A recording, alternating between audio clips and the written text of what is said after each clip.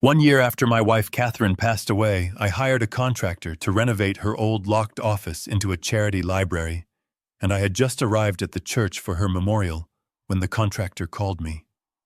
His voice was shaking, and I could hear the sound of heavy breathing on the other end. "Mr. Caldwell, I just took a sledgehammer to the east wall, like the plan said, and you need to get down here right now. Do not come alone, sir. Bring Brandon and Justin. It is in the blueprints, and it is a direct order from your wife." When we arrived and saw what was behind that wall, my heart nearly stopped, and my sons' faces went pale with a terror I had never seen before. Before I continue this story, please like and subscribe if you have ever had to uncover a truth that changed your family forever. I stood there, the wind off Lake Michigan, cutting through my wool coat, staring at the gray granite headstone. Catherine Caldwell, beloved wife and mother. It had been exactly 365 days since the stroke took her. 365 days of silence in a house that used to smell like vanilla and old paper. I felt the cold in my joints, the kind of ache that comes from 40 years of hauling lumber and pouring concrete foundations in Chicago winters. But the cold outside was nothing compared to the chill standing right behind me. My two sons, Brandon and Justin, were shifting their weight, checking their watches, and acting like they were waiting for a dentist appointment, rather than honoring the woman who gave them life. I could hear the tap-tap-tap of a finger on a smartphone screen. It was Brandon. At 45, he was a senior investment broker, or at least that is what he told everyone at the country club. He was wearing a suit that cost more than my first work truck, and his eyes were glued to a trading app. "Sell it now," he whispered, turning his back to his mother's grave. I said short, "The stock, do not argue with me, just dump it before the market closes." I clenched my jaw. We were at a memorial, and he was trading stocks. Beside him, Justin, my younger boy at 40, let out a loud, exaggerated sigh. He checked his gold Rolex, a gift I had given him when he took over the restaurant I bought for him, a restaurant that failed 18 months later. "Come on, Dad," Justin muttered, barely keeping his voice down. "It is 20 degrees out here. She is not going anywhere. We paid our respects, so let us wrap this up." I tightened my grip on the cane. I did not need the cane to walk, not really. I used it because it made people underestimate me. It made them think Harrison Caldwell was just a harmless old retiree, not the man who built half the commercial strip malls in this county. I turned slowly. My sons stopped talking, but their eyes were empty. They did not look like men grieving a mother. They looked like men waiting for an inheritance check to clear. That was when my phone buzzed in my breast pocket. I ignored it. It buzzed again. And a third time. Persistent.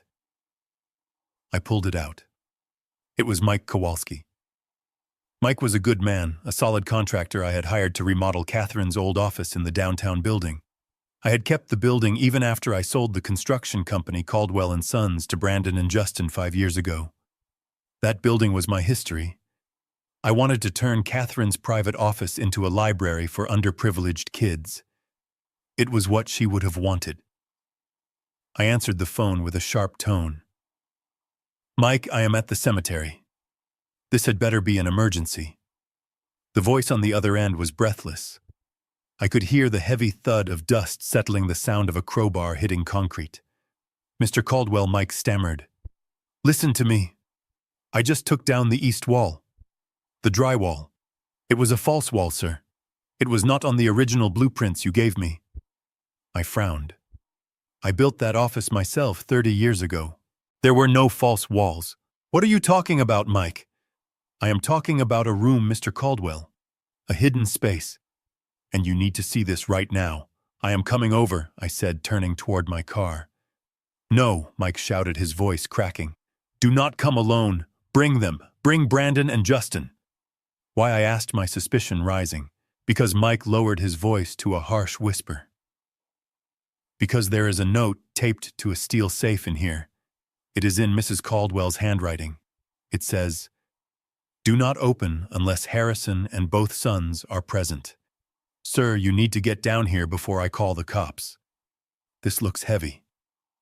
The line went dead. I stood there for a moment, the phone cold against my ear. Catherine had secrets. My Catherine, who managed every invoice, every receipt, every payroll check for our company for 4 decades. She never hid a penny from me. I looked at my sons. They were already walking toward the parking lot, laughing about something Justin had seen on social media. "Boys," I barked. The tone was not the tired old man voice they were used to. It was the foreman voice. The voice that made subcontractors scramble on the job site. They stopped and turned, looking annoyed. "Get in the car. We are going to the old office." Brandon rolled his eyes.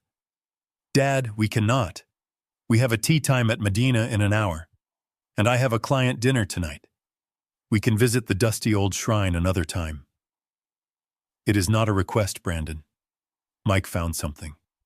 Your mother left something behind, and she specifically asked for you to." Justin laughed, a nervous, high-pitched sound. "Mom has been gone a year, Dad. What could she possibly have left? A casserole recipe." "Get in the car," I said, stepping toward them. "Or I call Sarah Jenkins right now and we discuss the terms of the building's lease again." That shut them up. They technically owned the construction company, but I still owned the building their headquarters was in. I gave them a sweetheart deal on rent, practically free. If I pulled that lease, their overhead would skyrocket. They knew it. "Fine," Brandon snapped, adjusting his silk tie. "But let us take Justin's car. It is faster. And I am not sitting in your old pickup truck. It smells like sawdust." We piled into Justin's silver Mercedes S-Class. The leather was soft. The interior smelled of expensive cologne and something else which smelled like stress. I sat in the passenger seat. Brandon sat in the back, immediately back on his phone, typing furiously. I watched Justin drive. He was gripping the steering wheel so hard his knuckles were white. For a guy running a successful construction firm, he looked like he had not slept in a week. Sweat beaded on his forehead despite the car's climate control. "Nice car," I said, watching the city skyline blur past. "Business must be booming." Justin nodded quickly, too quickly. "Yeah, Dad." "Great. Booming. We have a lot of projects in the pipeline. Big stuff. Government contracts." I shifted my legs, trying to find a comfortable spot.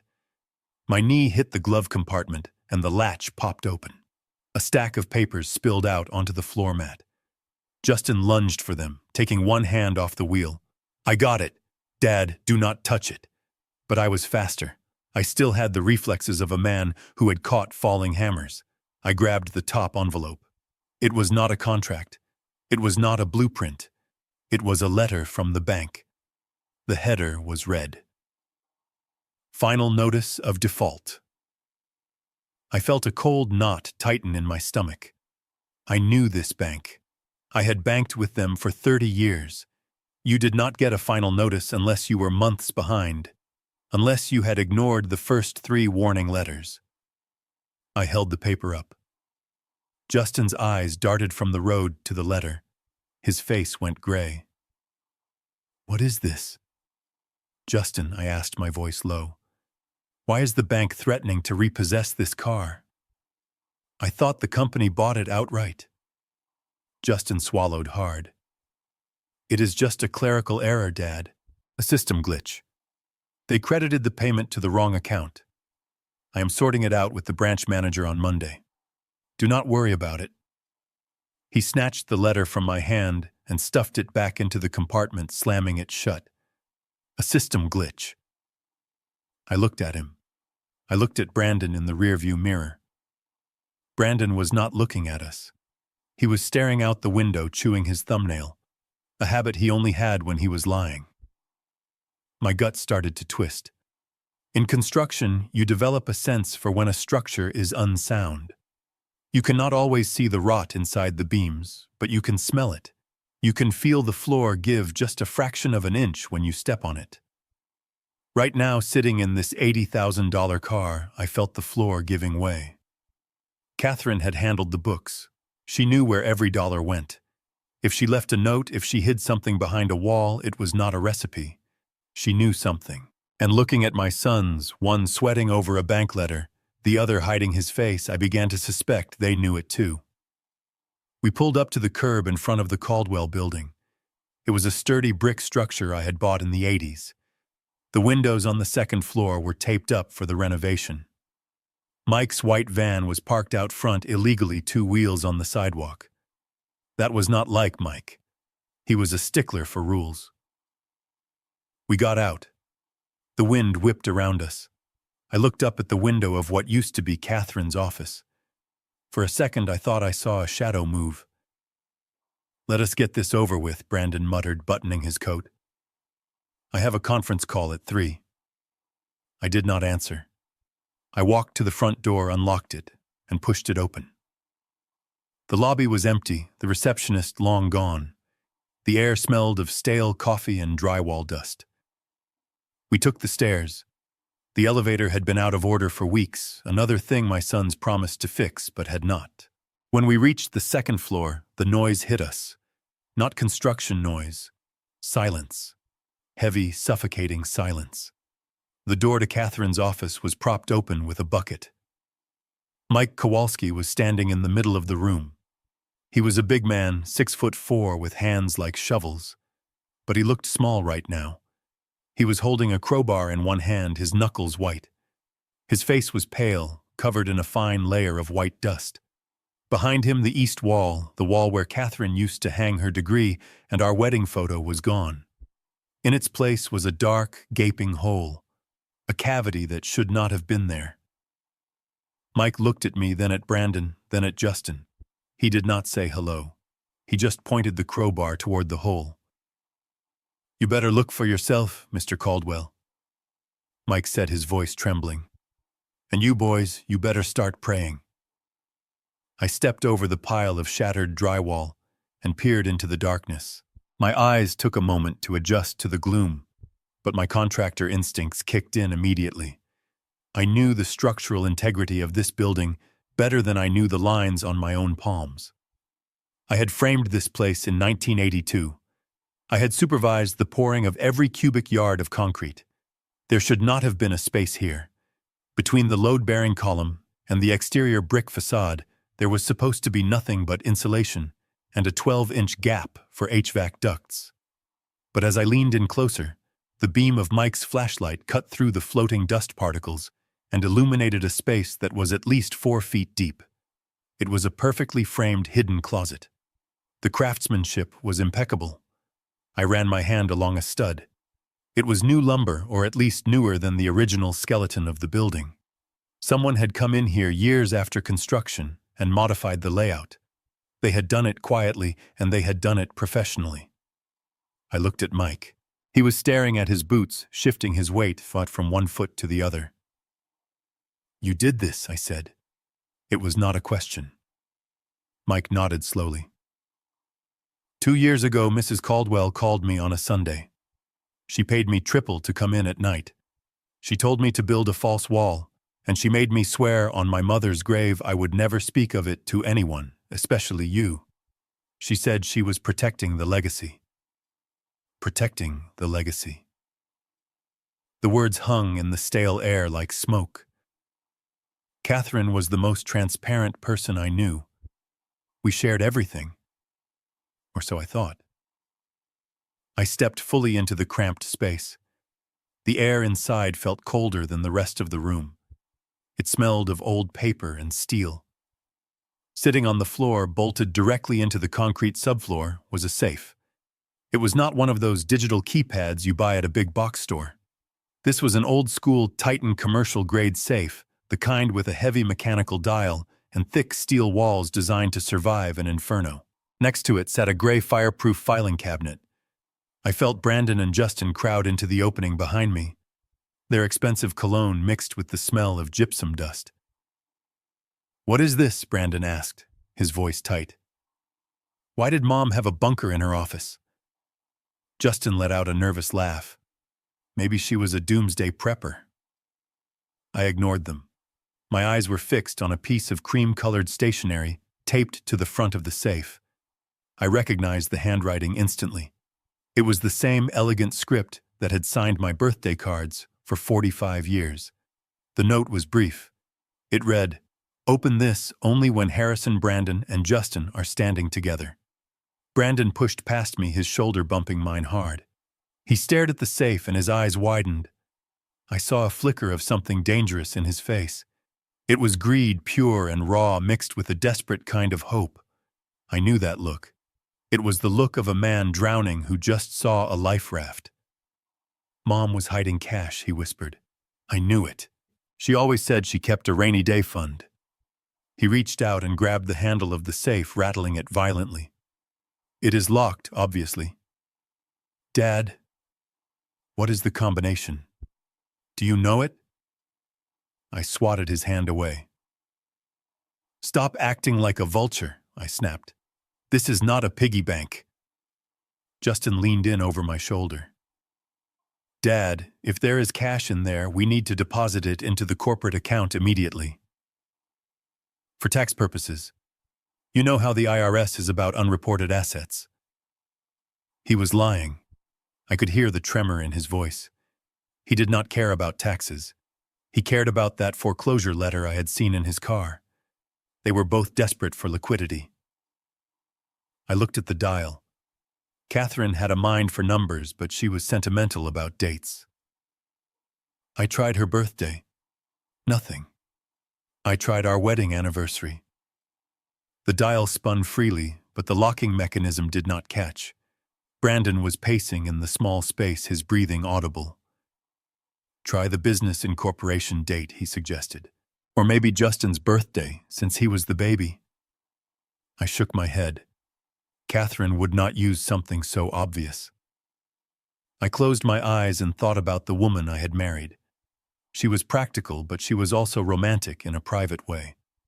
I remembered a rainy afternoon in April, a diner on the South Side. She was a waitress paying her way through accounting school, and I was a young framer with calloused hands and a dream. April 12th, 1974. The day we met. The day she spilled coffee on my work boots and laughed about it. I reached out and turned the dial. Left to 4, right to 1, left to 2, right to 7, left to 4. The mechanical tumblers clicked into place with a sound that felt loud in the silence. It was a heavy, satisfying, metallic clunk. I grabbed the steel handle and pulled. The heavy door swung open on well-oiled hinges. The smell of cold steel wafted out. We all leaned in. It was not a mountain of cash. On the bottom shelf sat 6 gold bars, kilogram bars. Even in the dim light, they gleamed with that unmistakable heavy luster. At current market prices, that was roughly $12,000, maybe a bit more. Significant money to some, but not a fortune that would save a failing company. But my eyes were drawn to the shelf above the gold. Sitting there alone was an old Sony digital voice recorder, the kind we used to use for site notes in the 90s. And next to it, a thick, expandable file folder. It was bulging with documents. A red label was stuck to the front cover. In Catherine's handwriting, it said, "Phoenix. Gold." Brandon shouted. He lunged forward, ignoring the papers entirely. He grabbed 2 of the bars, his hands shaking. I told you she was hoarding assets." Justin reached for the others, his eyes wide. "This is great, Dad. This buys us some time. We can liquidate this tomorrow." "Stop it," I roared. My voice echoed in the small, hollow space. "Put it down. This was not what she wanted you to see. The gold is a distraction." I reached into the safe and grabbed the file folder and the voice recorder. The folder was heavier than just paper. It felt dense. I pulled it to my chest, wrapping my arms around it. Brandon froze, holding the gold bars. He looked at the file in my arms, and for the first time he seemed to realize that the money was not the main event. He looked at the red label, Phoenix. His face went from flushed to chalk white in a second. Justin saw it too. He dropped one of the gold bars. It hit the concrete floor with a dull, heavy thud that made us all jump. Dad, Brandon said, his voice dropping an octave. His charm was gone, replaced by a cold command. Give me that file. Why, I asked, stepping back out of the hidden space into the main office.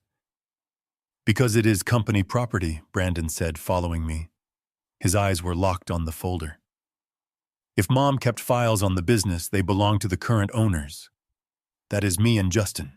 You sold the company, Dad. You have no legal right to those documents.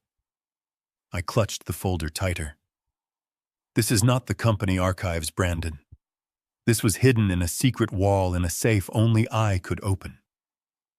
This is personal. Personal my ass, Brandon snarled.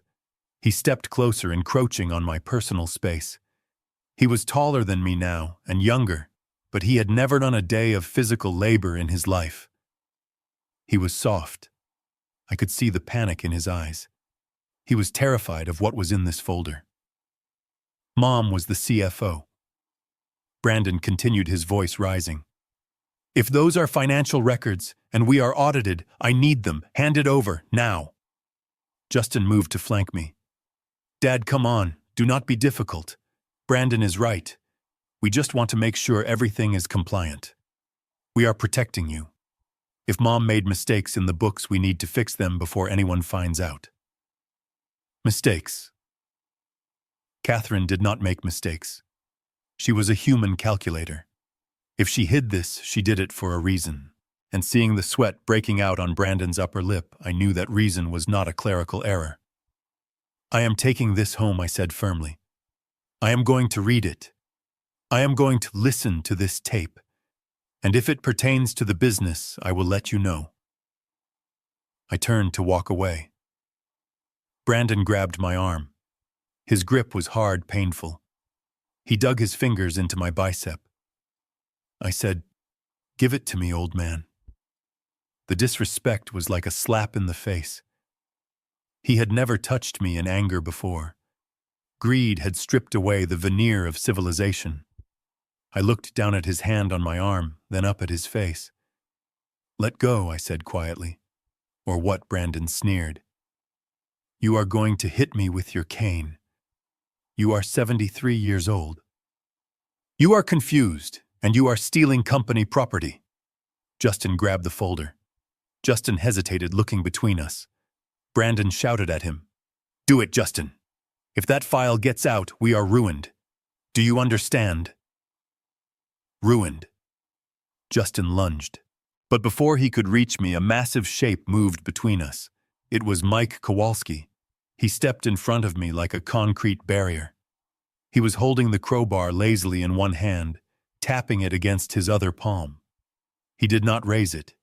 He did not threaten with it. He just held it. He stood 6'4" and weighed 250 pounds of muscle built from lifting drywall and steel beams. "I would not do that, boys," Mike said. His voice was low and calm, the voice of a man who breaks up bar fights for fun. "Your daddy hired me to do a job, and the lady of the house left him a note. I think you should let him read his mail." Brandon released my arm and stepped back, breathing hard. He looked at Mike, then at the crowbar, then at me. He adjusted his suit jacket, trying to regain his dignity, but his hands were trembling. "You are making a mistake, Dad," Brandon spat. "A huge mistake. You do not know what you are dealing with. That file, it is complicated. You would not understand the modern financial instruments we use. You are going to misinterpret things and cause a panic." "I understand enough," I said, feeling the weight of the Phoenix file in my arms. "I understand that honest men do not sweat when they see a file folder. And I understand that you just tried to strong-arm your own father for a stack of papers." I looked at the gold bars still clutched in Brandon's hand. "Keep the gold," I said, my voice flat. "Take it. Split it between you. Consider it an early inheritance. I do not want it. I just want the truth." Brandon looked at the gold, then at me. He seemed torn between the immediate cash and the danger of the file. Greed won. It always does with him. He shoved the gold bars into his coat pockets, straining the fabric.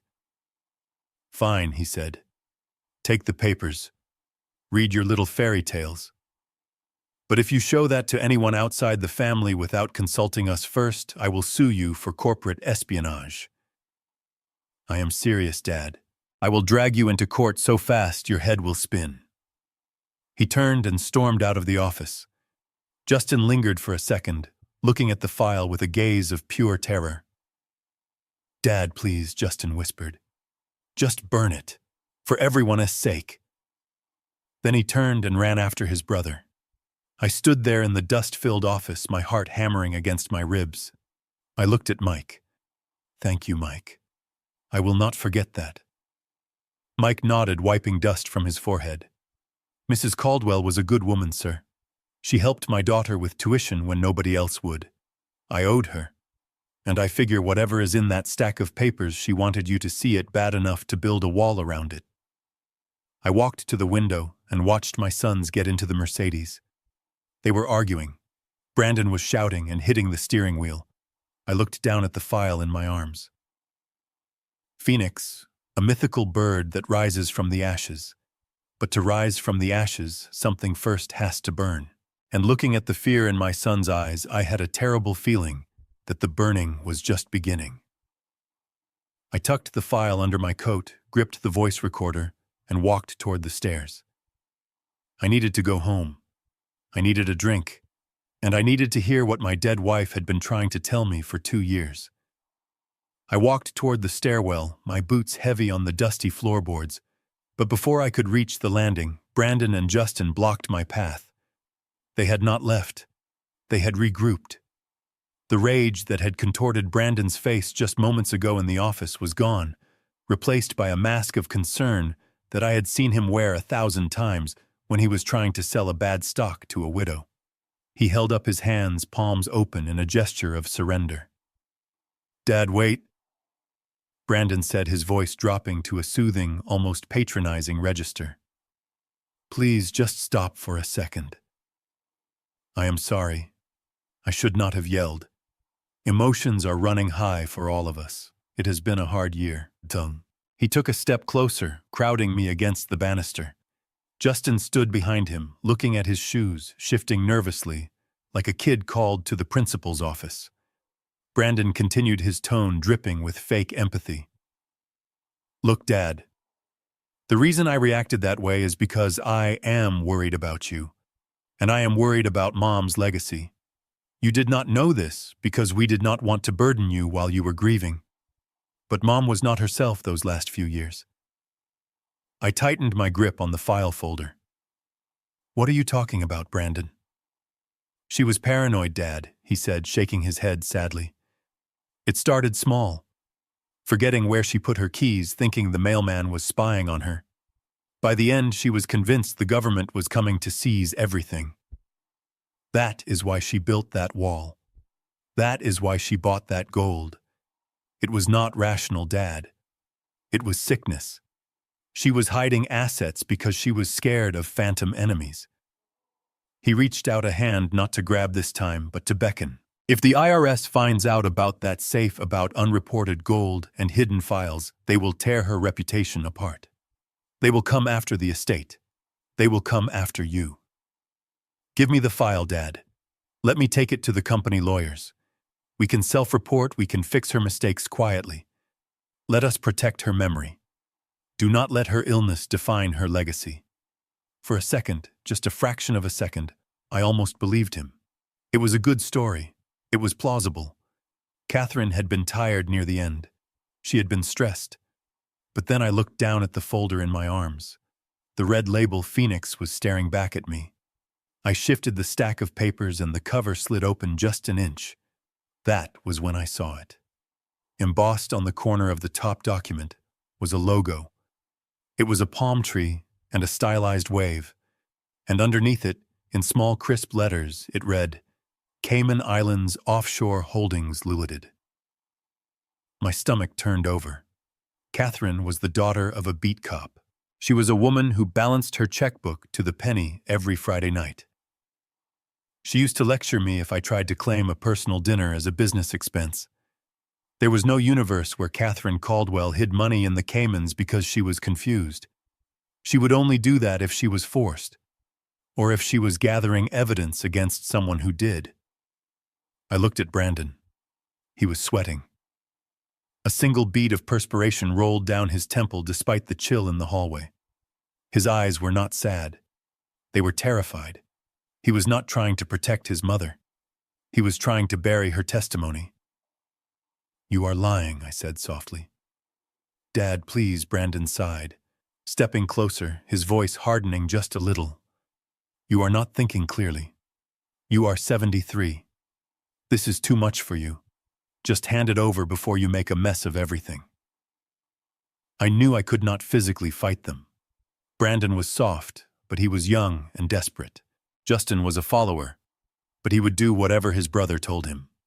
If they decided to take the file by force, I would lose. I needed a distraction. I needed to speak the only language they truly understood. I remembered the gold bars. In the confusion of the office, I had managed to snag the canvas bag Mike had used to hold the bars when we first opened the safe. Brandon had dropped 2 in his panic, and I had swept them up along with the others while Mike held them back. It was heavy in my coat pocket, dragging down the wool. $12,000 of bullion. To me, it was just metal. To them, it was everything. I reached into my pocket and pulled out the canvas sack. The heavy clinking sound of gold hitting gold echoed in the stairwell. Brandon's eyes immediately dropped to my hand. The mask of concern slipped. "You want to protect the legacy?" I asked, my voice rising. "You want the assets?" "Fine. You can have the assets." I swung the bag and threw it, not at them, but past them. I hurled it over the banister into the open lobby below. It hit the marble floor with a deafening crash, and the bag split open.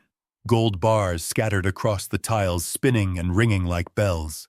"There," I shouted, pointing down. "Go get it. That is your inheritance. Keep it. Spend it. I do not care. I am keeping the paper, you keep the metal." The reaction was instinctual. Pavlovian. Brandon looked at the file, then at the gold below. $12,000 was right there for the taking. Justin did not even hesitate. He scrambled down the stairs, tripping over his own feet, his eyes fixed on the glimmering bars. Brandon wavered for a split second, torn between his fear of the file and his lust for the gold. But greed is a powerful gravity. "You crazy old man," Brandon muttered, and then he turned and ran down the stairs after his brother. I did not wait.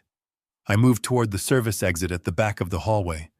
I heard them scrambling below, arguing over who grabbed which bar. It bought me maybe 30 seconds. I pushed through the heavy fire door and into the alleyway where Mike's van was idling. But as I stepped into the cold afternoon air, the door behind me flew open. Brandon had realized his mistake. He burst into the alley, his face twisted with fury. He had 2 gold bars clutched in one hand, but he was reaching for me with the other. "Dad, stop," he screamed. "You cannot leave with that." He lunged for me. I braced myself for the impact, but it never came. Mike Kowalski stepped out from the driver's side of the van. He moved with a speed that belied his size. He planted himself between me and my son, his chest like a brick wall. Brandon ran right into him and bounced off, stumbling back onto the wet pavement.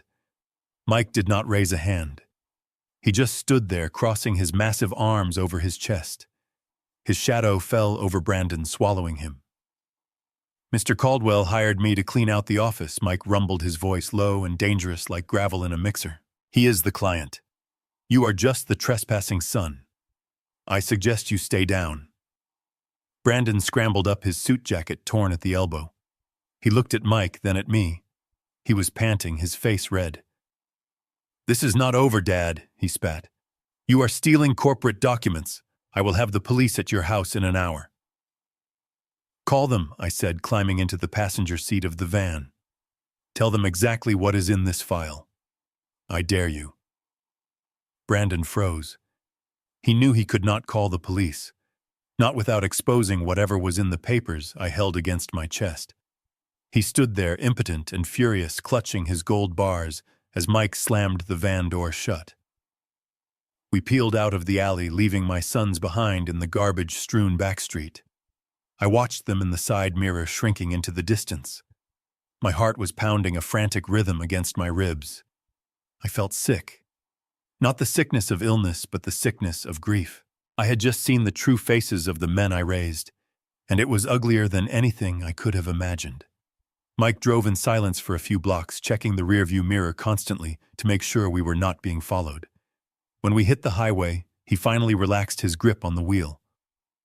"You okay, Mr. Caldwell?" Mike asked, glancing over at me. "No, Mike," I said, staring at the file folder. "I do not think I am."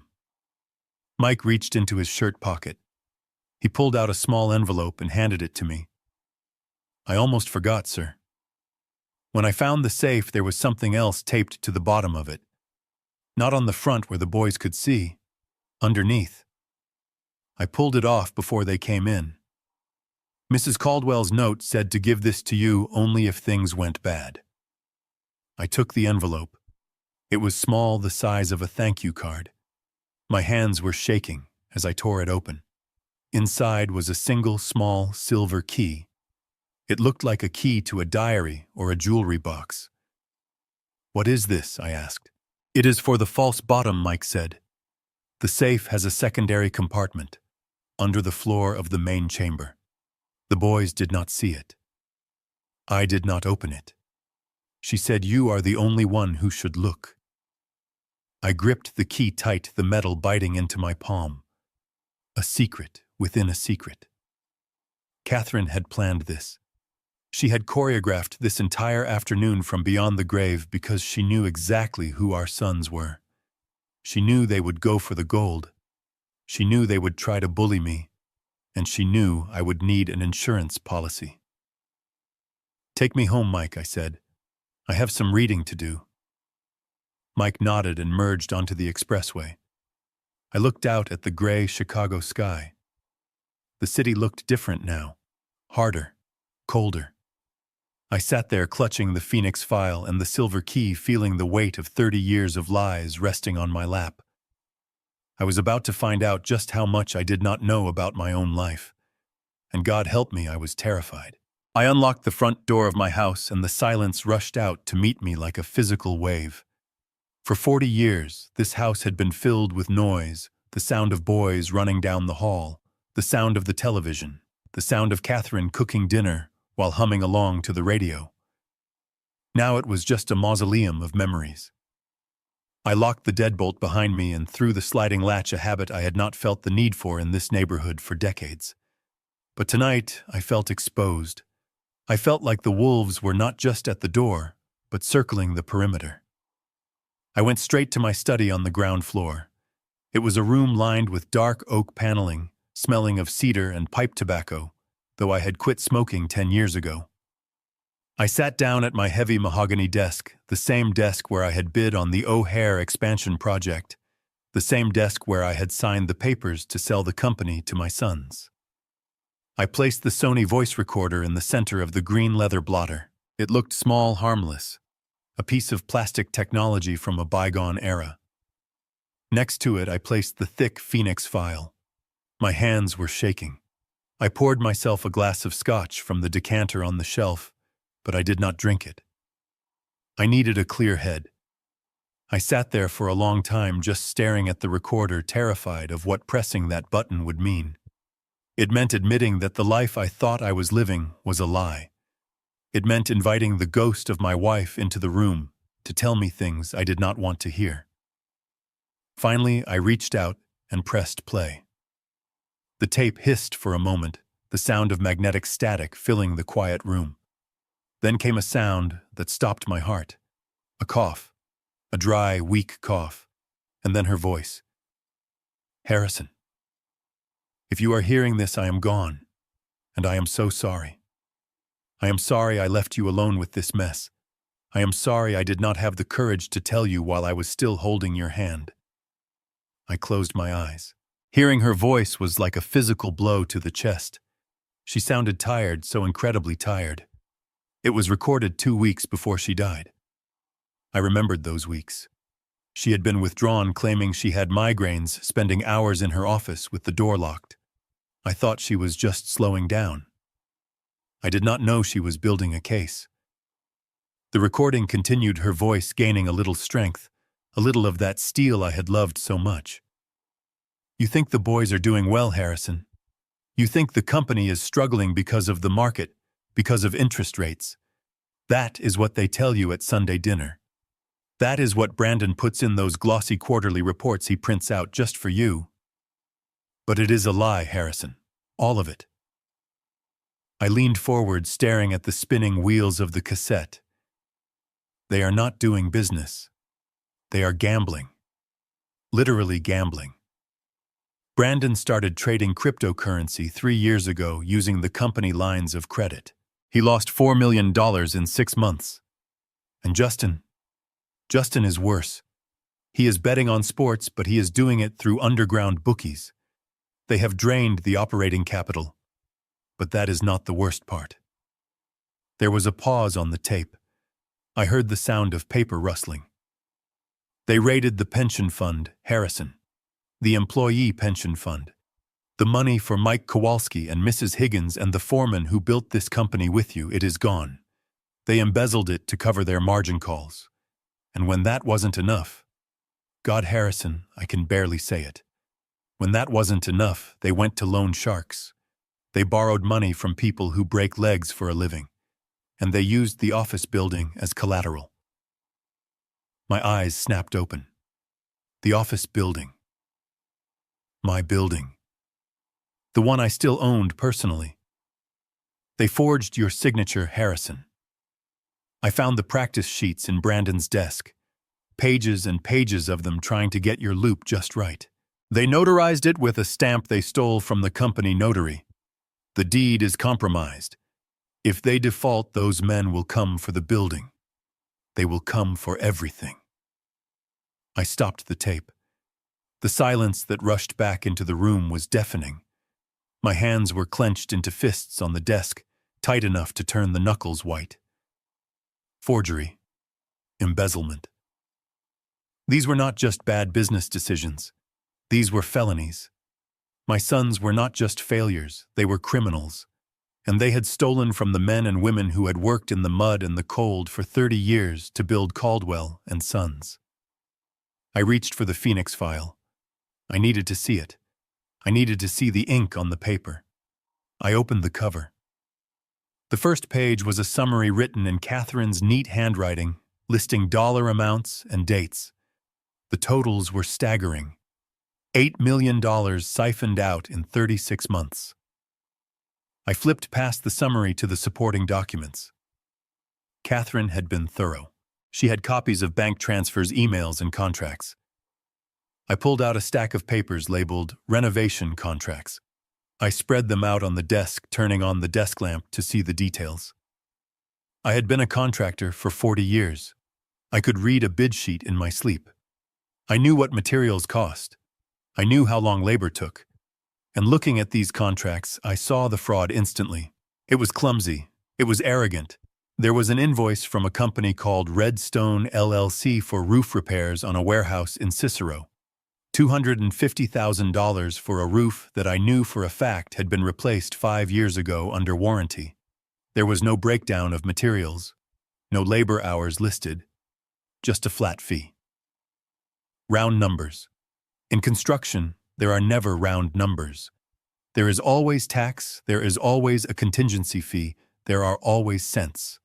$250,000 even was a lie. I looked at another one. Blue Sky Inc. $300,000 for HVAC upgrades on a project that did not even have walls yet, according to the schedule. I pulled my laptop toward me and typed in the address listed for Redstone LLC. Google Maps brought up an image. It was not a construction yard. It was a UPS store in a strip mall in Indiana. A P.O. box. I typed in Blue Sky Inc. It mapped to a vacant lot behind a liquor store on the west side. Phantom subcontractors. The oldest trick in the book, but usually done for a few $1,000s here and there to pad a pocket. My sons were doing it on an industrial scale. They were writing checks to shell companies they controlled, cashing them and dumping the money into black holes of debt. I picked up the mortgage document Catherine had flagged. It was a lien against the downtown office building. The lender was not a bank. It was an LLC registered in Nevada called Janus Capital. I recognized the name, not from business but from the news. It was a front company linked to an organized crime syndicate operating out of Chicago. And there at the bottom of the page was my signature. Harrison J. Caldwell. It looked perfect. The slant of the H, the loop of the C. If I did not know better, I would have sworn I signed it. But the date was from 14 months ago. I checked my calendar on the wall. 14 months ago, I was in Florida for 2 weeks visiting my sister. I was not even in the state when this document was supposedly signed and notarized in Chicago. They had sold me out.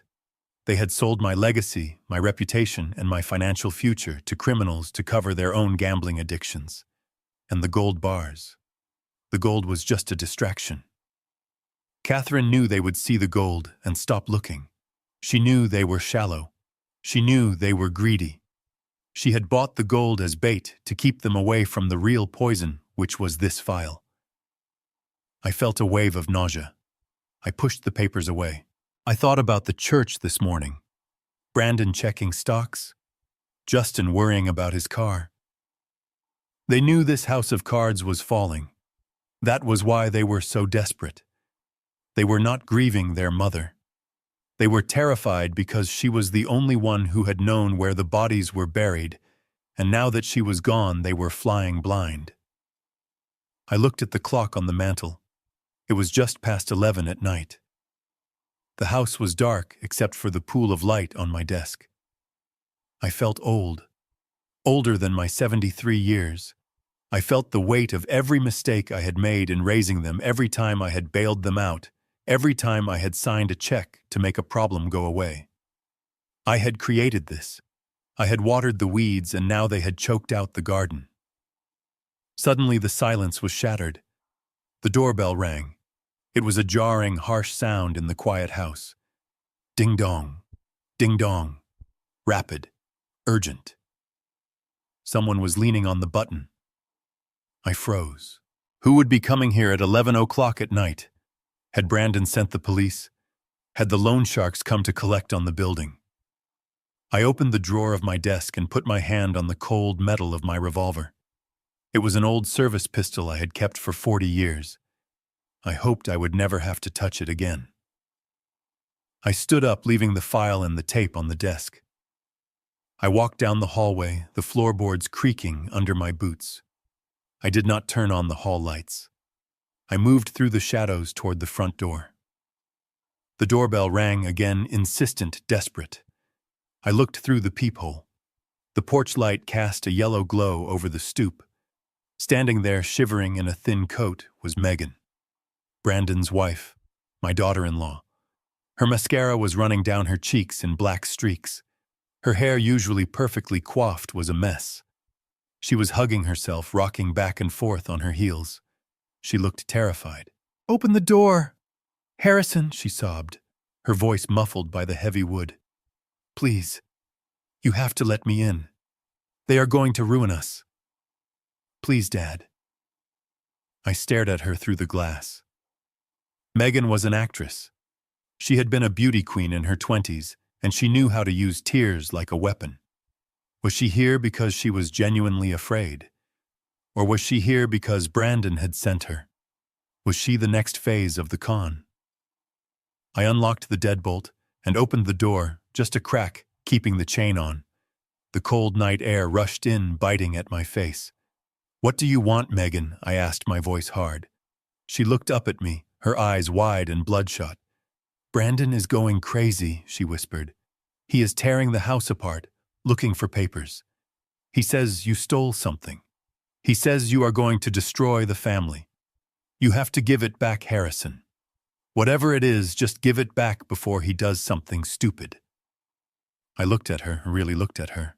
I saw the fear, but I also saw the way her eyes darted past me, trying to see into the house. Trying to see if I was alone. Trying to see where I had put the file. She was not here to save me. She was here to find the leverage. Go home, Megan, I said, starting to close the door. No, wait, she screamed, jamming her foot in the gap. Her expensive heel scraped against the wood. You do not understand. He is talking about Dr. Harrison. He is calling Dr. Evans. He is talking about having you committed.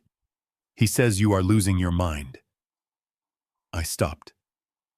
Committed. So that was the play. If they could not get the file, they would discredit the man holding it. They would paint me as a senile old man hallucinating conspiracies. I looked Megan in the eye. Tell Brandon I am not losing my mind, I said coldly. Tell him I found it, and tell him he better have a good lawyer, because tomorrow I am not going to the doctor. I am going to the district attorney. I kicked her foot out of the doorframe and slammed it shut, throwing the deadbolt home. I heard her screaming on the other side, pounding on the wood, but I turned my back. I walked back to the study. I had a lot of reading to do, and I needed to be ready for war. I stood there with my hand on the deadbolt, listening to the muffled sobs coming from the other side of the heavy oak door. Megan was persistent, I would give her that. Most people would have given up after the door was slammed in their face, but my daughter-in-law had a unique talent for dramatic escalation. She pounded on the wood again, harder this time, and I knew that if I did not open it, she would likely scream loud enough to wake the neighbors. In this quiet subdivision where the loudest thing at night was usually a sprinkler system, a screaming woman on a front porch would bring the police in 5 minutes. And as much as I wanted Brandon arrested, I wanted it to happen on my terms, not because of a domestic disturbance call. I threw the latch and pulled the door open. Megan did not just walk in, she collapsed. She fell to her knees on the entryway rug, her expensive coat pooling around her like a dramatic pool of blood. She clutched at the hem of my trousers, her knuckles white and her face buried in the fabric. Oh, Dad. Thank God, she wailed, her voice thick with performative grief. You have to help him. You have to save us. Brandon is not himself. He is talking crazy. He says he is going to leave the country. He says his life is over. I looked down at her. The performance was impressive. If I did not know better, I might have felt a pang of sympathy. But I had seen Megan cry like this when the country club rejected her application, and when the barista got her order wrong. She was a woman who used emotion as a battering ram. Get up, Megan, I said, my voice flat. You are ruining your coat. She sniffled loudly and looked up, her mascara smeared artfully beneath her eyes. She slowly rose to her feet, brushing off her knees. She reached into her large tote bag and pulled out a plastic container. It was still warm. I could see the condensation on the lid. I brought you this, she said, her voice trembling. Chicken soup. I made it myself. I know how much you love homemade soup, and with everything happening, I thought you might forget to eat. You need to keep your strength up, Dad. For us. I stared at the container. Megan did not cook. In the 10 years she had been married to Brandon, I had never seen her boil water. Their kitchen was a showpiece of stainless steel and marble that was used exclusively for reheating takeout from high-end restaurants. The idea of Megan chopping carrots and simmering broth was about as likely as me taking up ballet. Come in, I said, stepping aside. But we are going to the kitchen, not the study. I wanted to keep her away from the Phoenix file, which was still sitting on my desk under the pool of lamplight. I led her down the hallway, but I noticed immediately that her eyes were not on me.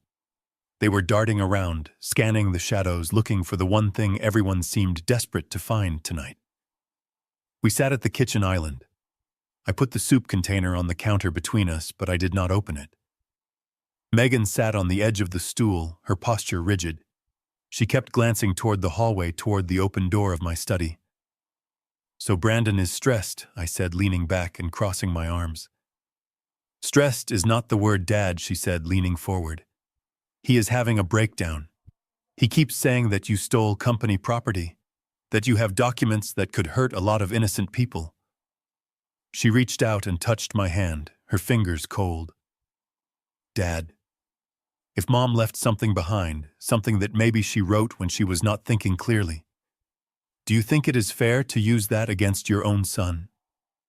I pulled my hand away. Catherine was always thinking clearly, Megan.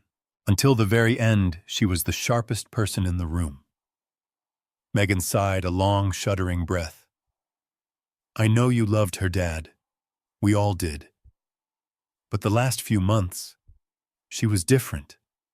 She told me things. What things, I asked. She told me she was worried about the government. She lied smoothly. She said she was moving money around to protect it from taxes. She said if anything happened to her, we should burn her files, to protect the family. I felt a cold anger rising in my gut. They were all singing from the same song sheet. Brandon must have coached her before sending her over. It was a coordinated attack on Catherine's memory, designed to make her look criminal so they could justify destroying the evidence. I looked at the soup. It sat there innocent and warm. Why did you really come here, Megan? I asked. Because Brandon sent you. No, she protested, her eyes widening. I came because I care about you. You are his father. You are grandpa too. Well, you would be a grandpa if we had kids.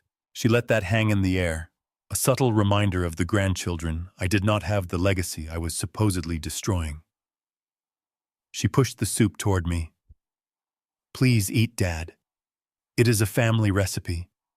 It will make you feel better. I looked at the soup again. A memory scratched at the back of my mind. It was from about 18 months ago. Catherine had started getting sick.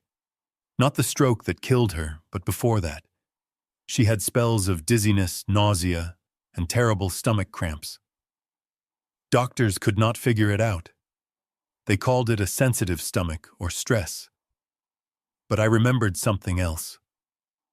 Catherine only got sick after Sunday dinners at Brandon and Megan's house, or after Megan brought over her special wellness smoothies. Catherine had complained about a metallic taste in her mouth. I had dismissed it as a side effect of her blood pressure medication. But now, looking at this woman who lied as easily as she breathed, looking at a container of soup she claimed to have made herself despite never cooking a day in her life, a chill went down my spine that had nothing to do with the drafty house. I felt a sudden need to be very careful. You know what I said, forcing a tired smile? That actually smells good. But I need to wash up first, all that dust from the office. Megan smiled, and it was like the sun breaking through clouds. Her relief was palpable. Of course, Dad. Go wash up. I will find a bowl and a spoon. I stood up and walked out of the kitchen.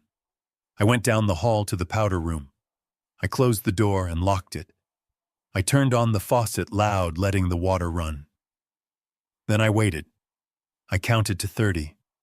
I pictured Megan in my kitchen. Was she putting something in the soup? Or was the soup already tainted?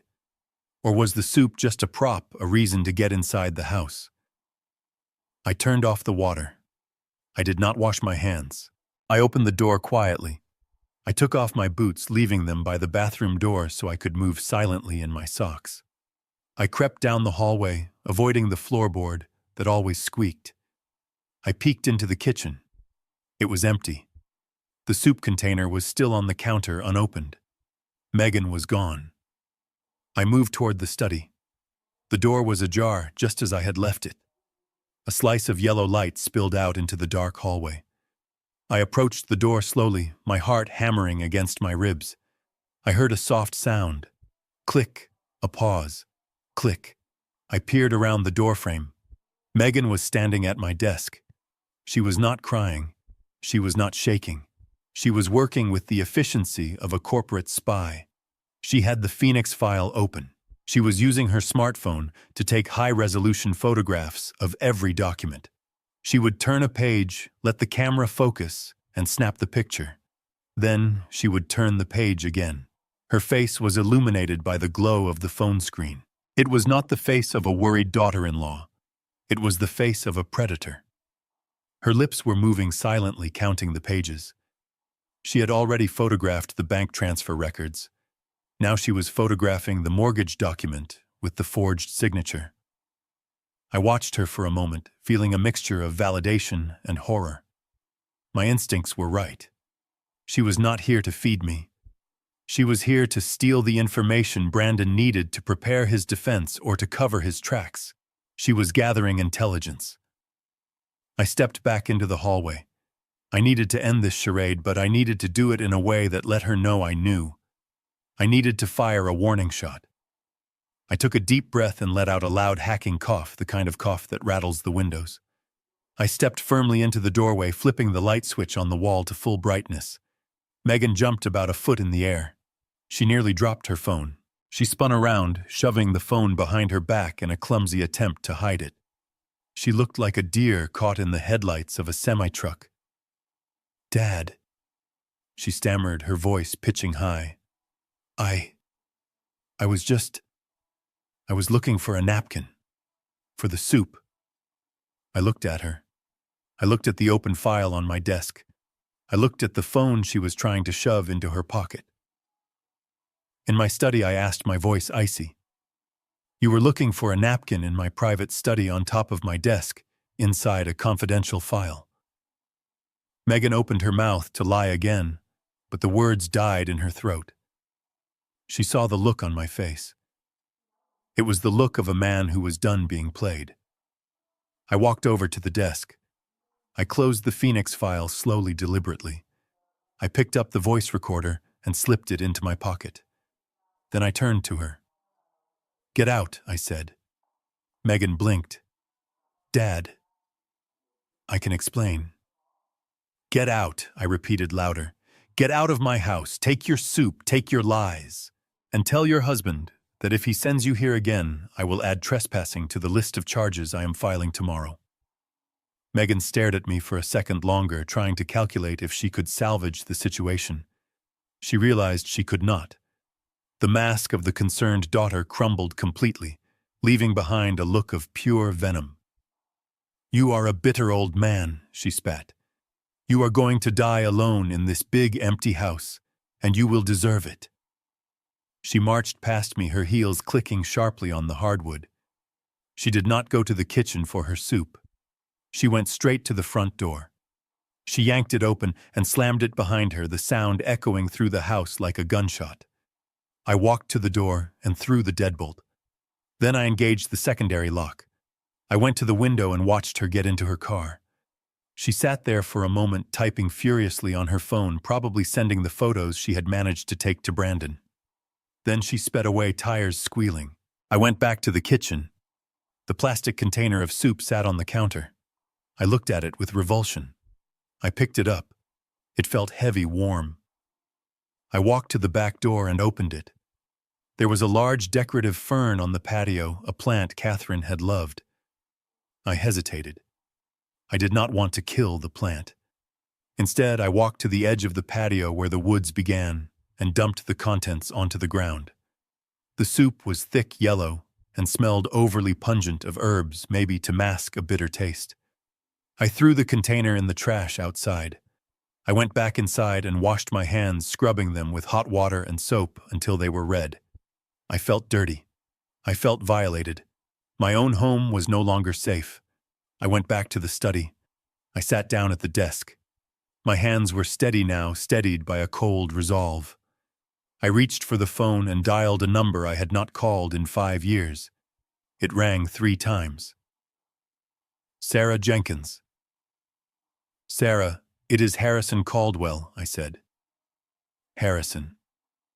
It is late. Is everything all right?" "No, Sarah. Everything is wrong. I need you to open a file. A big one." "What kind of file, Harrison?" I looked at the Phoenix folder. I looked at the empty spot on the wall where Catherine S.'s picture used to hang. "Litigation," I said. "I need to freeze the company assets. I need to file for an emergency injunction against my sons. And Sarah, I need a forensic accountant. Tonight." There was a pause on the line. Then Sarah's voice came back sharp and professional, the voice of a lawyer smelling blood. "Start talking, Harrison. I am grabbing a pen."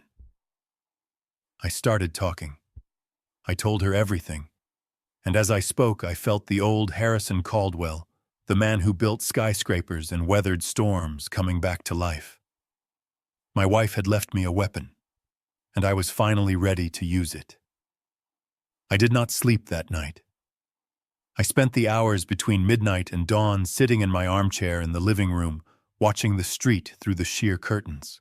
I had the Phoenix file and the tape recorder locked in the bottom drawer of my desk, but I knew that locks would not stop what was coming.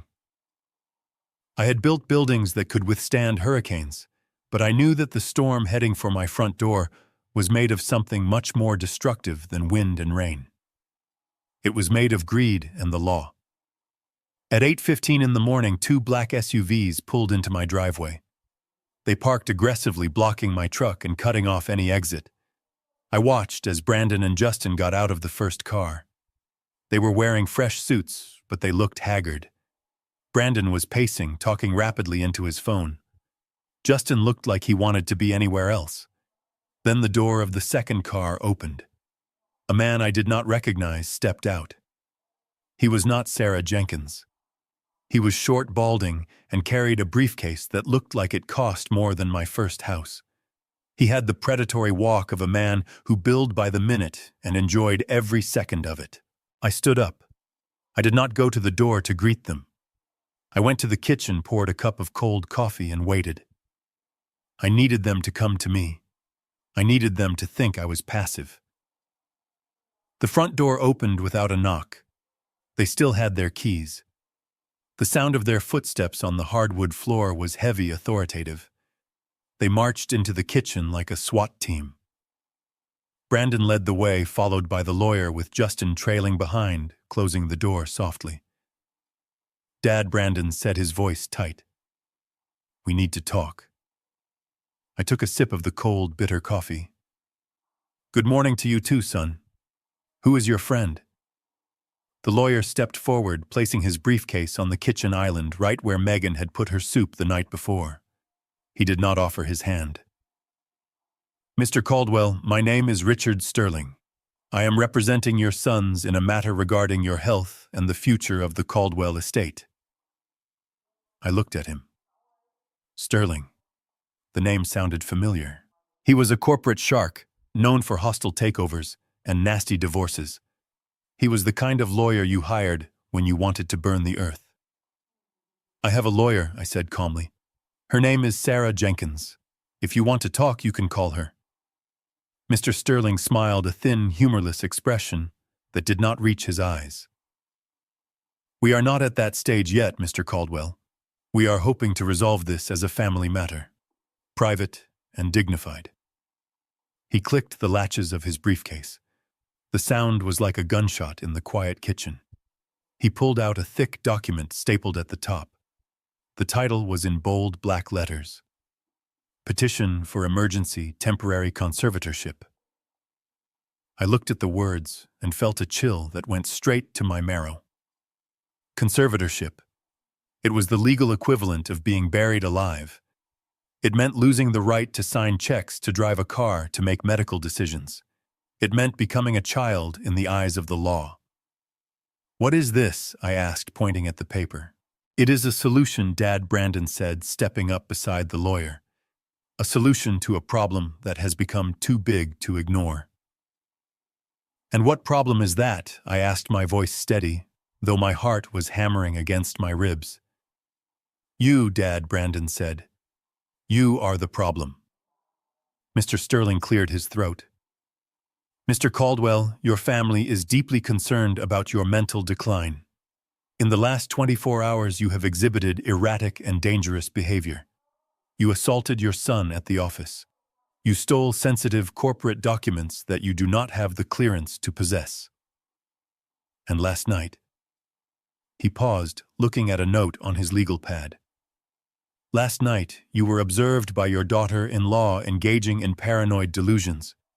You were seen talking to inanimate objects, specifically a voice recorder, believing you were communicating with your deceased wife. You accused family members of poisoning you. You destroyed food, claiming it was tainted.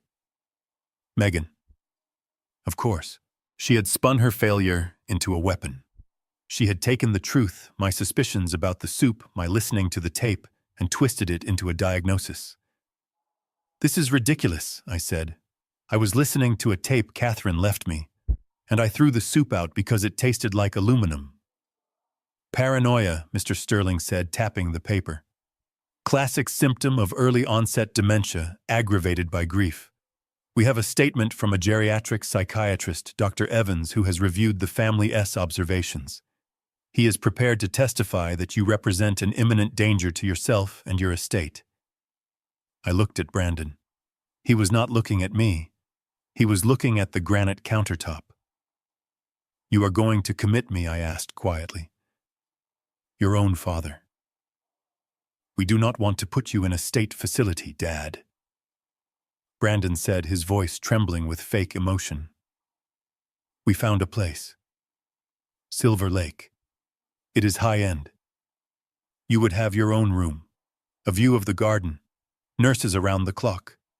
You can rest there. You can stop worrying about business, about money. We will handle everything." Silver Lake. I knew the place. It was a warehouse for the wealthy unwanted. A place where they medicated you until you were a zombie so you would not complain about the food. It was a prison with nice curtains. And if I refuse, I asked. Sterling leaned forward. "Then we file this petition with the court this afternoon. Given the evidence of violent behavior, the gold bars you threw, the threats, along with Dr. Evans' testimony, we will get an emergency order. The sheriff will come to escort you to a psychiatric hold for a 72-hour evaluation.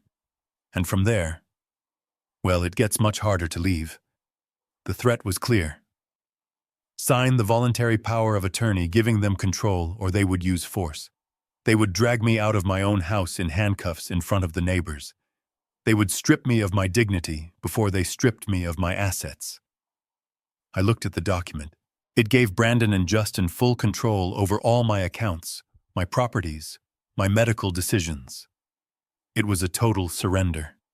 If I signed this, the Phoenix file would be burned before the ink was dry. The building would be sold. The debts would be paid. And I would rot in a room at Silver Lake wondering where I went wrong. I looked at Justin. He was standing by the fridge looking pale. He knew this was wrong. I could see it in his eyes. But he was weak. He was drowning in debt just like his brother, and he saw this paper as his only life jacket. "I need a moment," I said. "You do not have a moment, Dad," Brandon snapped. "We need this signed now. The bank, the investors are waiting. We need to stabilize the company." I stood up slowly, leaning heavily on the counter. I let my hand tremble. It was not hard. I was shaking with rage, but I channeled it into a performance of frailty. I let my shoulders slump. I let my mouth hang open slightly. I became the old man they wanted to see. I cannot think," I stammered, my voice wavering. "It is too much." Catherine would know what to do. Just sign it," Harrison Sterling said, pushing a gold pen toward me. "It is for the best." I reached for the pen. My hand shook violently. I held it over the signature line. Brandon held his breath. I could see the greed vibrating off him. He was so close. One signature and he was free. One signature and he won. I dropped the pen. It clattered onto the document, leaving a small ink stain. "I cannot," I whispered, sinking back onto the stool. "Not like this. Not without making my peace." "What are you talking about?" Brandon demanded, picking up the pen and trying to shove it back into my hand. "I need to confess," I said, looking up at him, my eyes wide and watery. "I have sins, Brandon. Things I did in the war. Things I did in business.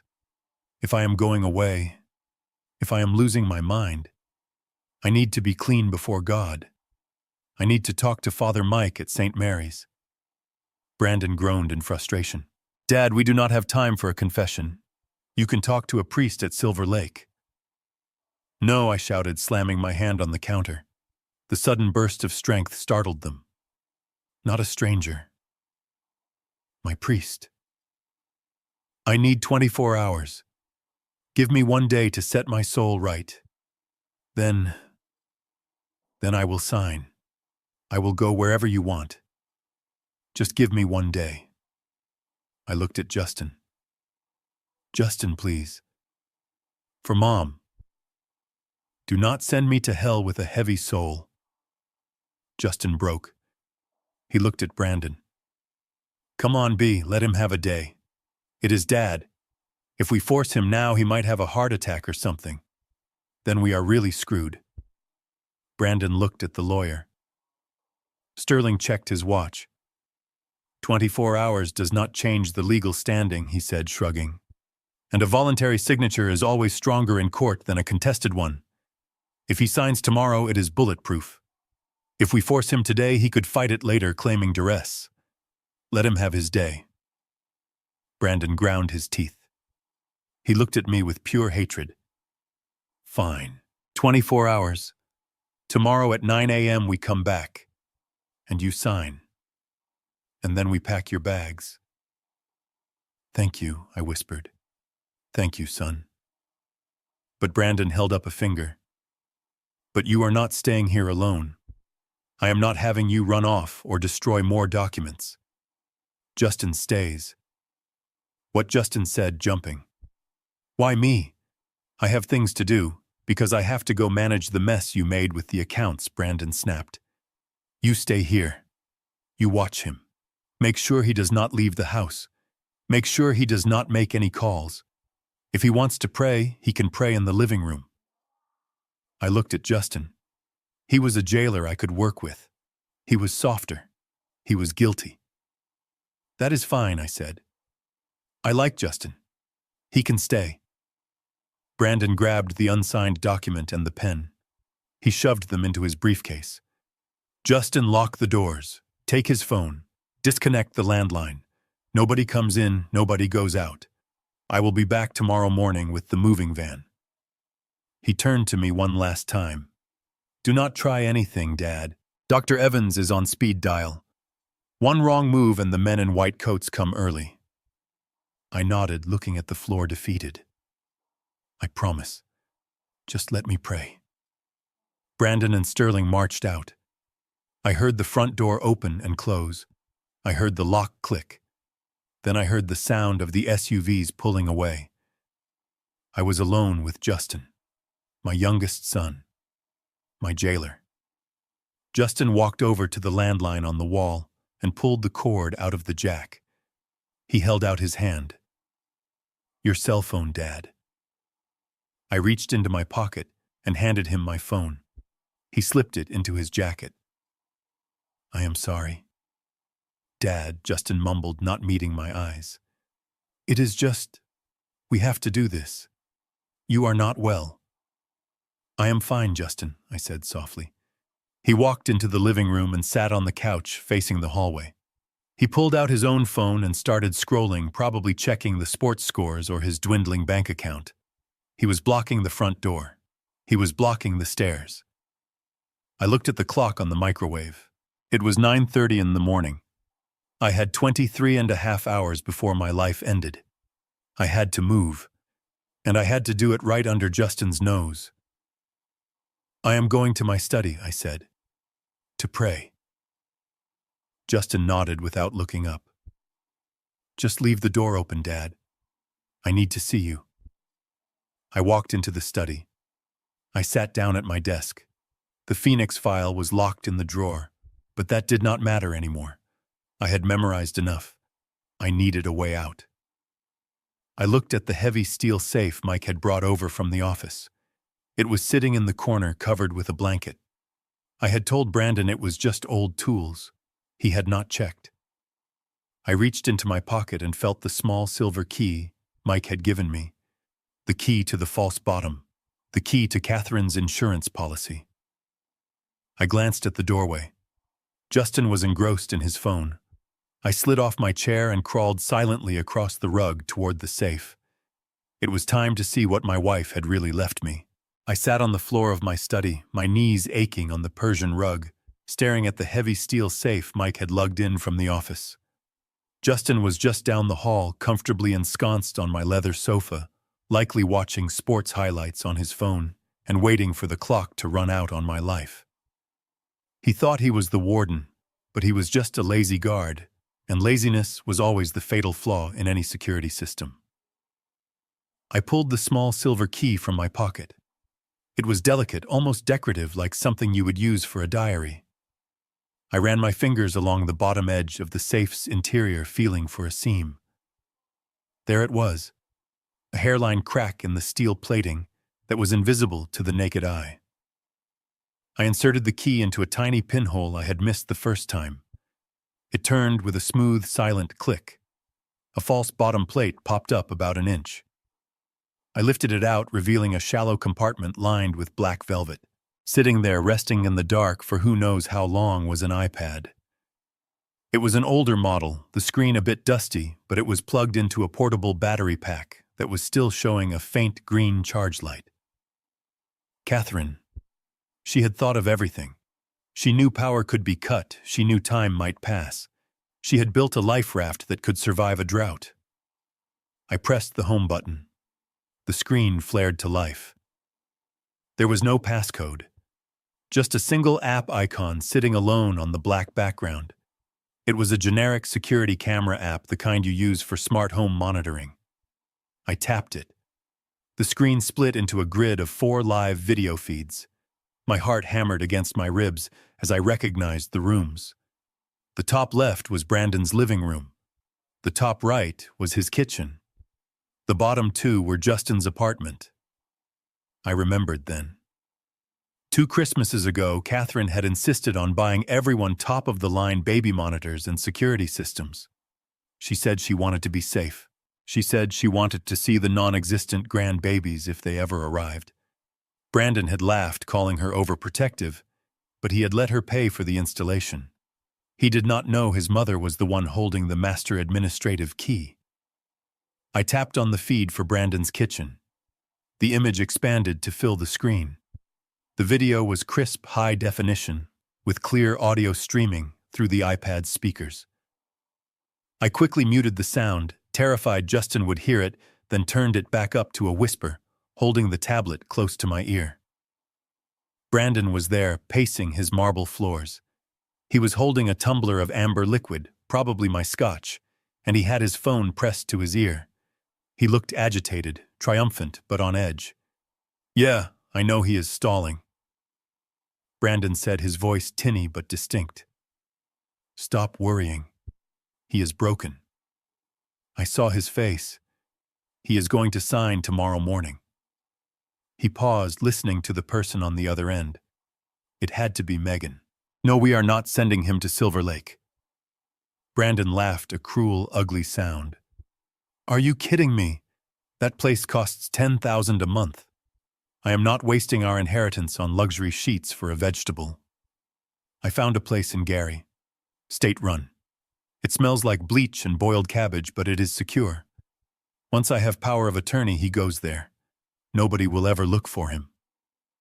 I felt a coldness spread through my chest that had nothing to do with the temperature of the room. This was not just greed. This was hatred. He was planning to discard me like a bag of trash. "And hey, babe," Brandon continued, taking a swig of his drink. "You need to keep up with the supplements." "Yeah, the arsenic. Just a little. Dr. Evans says if he is disoriented when he signs, it is better. But do not kill him yet. We need him breathing until the house sells. If he dies before the transfer, the estate goes into probate, and creditors will swarm us. We need the cash first." I stared at the screen, my hand shaking so hard the image blurred. The soup, the stomach cramps Catherine had suffered, the metallic taste. They had been poisoning us, slowly, methodically weakening us so they could take over. They had killed my wife. Maybe not directly, maybe the stroke was natural, but they had weakened her body and broken her heart until she could not fight anymore. And now they were doing it to me. I looked at the iPad. This was it. This was the smoking gun, the confession, the proof of intent to commit murder and fraud. I needed to get this out of the house. I needed to get myself out of the house. I minimized the camera app and opened the email client. I typed a frantic message to the only person I could trust. Mike Kowalski. Subject code red. Message: I am trapped. Justin is guarding the doors. I have proof. They are poisoning me. I need out. Second floor master bath window, now. I hit send and watched the progress bar crawl across the screen. Sent. I slipped the iPad under my sweater, tucking it into the waistband of my trousers. I grabbed the Phoenix file from the drawer. It was bulky, but I buttoned my cardigan over it, hoping the loose fabric would hide the shape. I stood up and took a deep breath. I had to walk past the jailer. I stepped out of the study and into the hallway. Justin looked up from the couch. He had a bag of chips open on his lap, crumbs spilling onto the floor. "Where are you going?" he asked, his mouth full. "Upstairs," I said, keeping my voice raspy and weak. "I need to use the bathroom. And I want to lie down for a bit, before I pray. I am not feeling well." Justin scrutinized me. I let my shoulders slump. I leaned heavily on the doorframe. I looked like a man who was beaten. "Make it quick." Justin grunted, turning back to his phone. "And do not try anything, Dad. I took the knobs off the bedroom doors upstairs years ago, remember? You cannot lock yourself in." I remembered. Catherine had changed the hardware during a renovation. "I just need to rest, son," I whispered. I walked up the stairs, slowly gripping the banister, like it was the only thing holding me upright. I counted the steps. 1, 2, 3. As soon as I reached the landing and turned the corner out of Justin's sight, I dropped the act. I moved fast. I went into the master bedroom and grabbed a few things. My wallet, my keys, a spare jacket. I went into the bathroom. It was at the back of the house, overlooking the garden and the alleyway behind it. I locked the bathroom door. It was the only door Justin had forgotten about.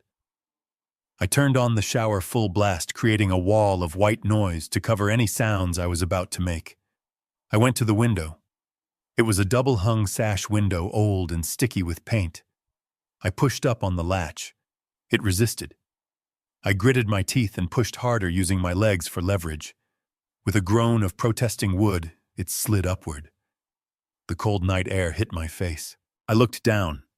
It was a 20-foot drop to the concrete patio below, a suicide jump for a man of 73. But then I saw it. Rising out of the darkness like a skeleton of steel was a construction scaffold. It was set up right against the back wall, reaching almost to the windowsill. Mike. I had forgotten. 2 weeks ago, I had mentioned to Mike that the gutters needed cleaning and the brickwork needed repointing. He had set the staging up, but we hadn't started the work because of the anniversary. He hadn't taken it down.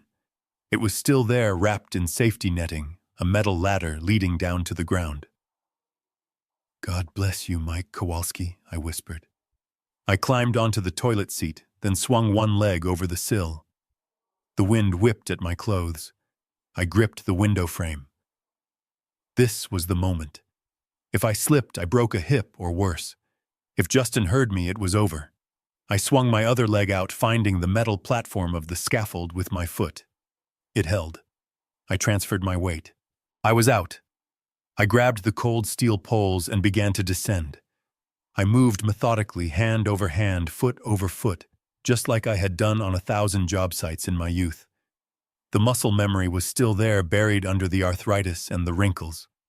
I was not a prisoner. I was a builder, and I knew how to navigate a structure. I reached the ground, my boots hitting the soft earth of the flower bed. I crouched low in the shadows. A figure stepped out from behind the large oak tree in the backyard. It was Mike. He was wearing black coveralls and holding a tire iron. He put a finger to his lips. He pointed toward the side gate, which was unlatched. We moved silently through the wet grass. Mike led me not to his van, which would be too conspicuous, but to a beat-up sedan parked down the block. It was his wife's car. Smart. They would be looking for the work van. I climbed into the passenger seat, my heart racing like a diesel engine. Mike got in and started the car.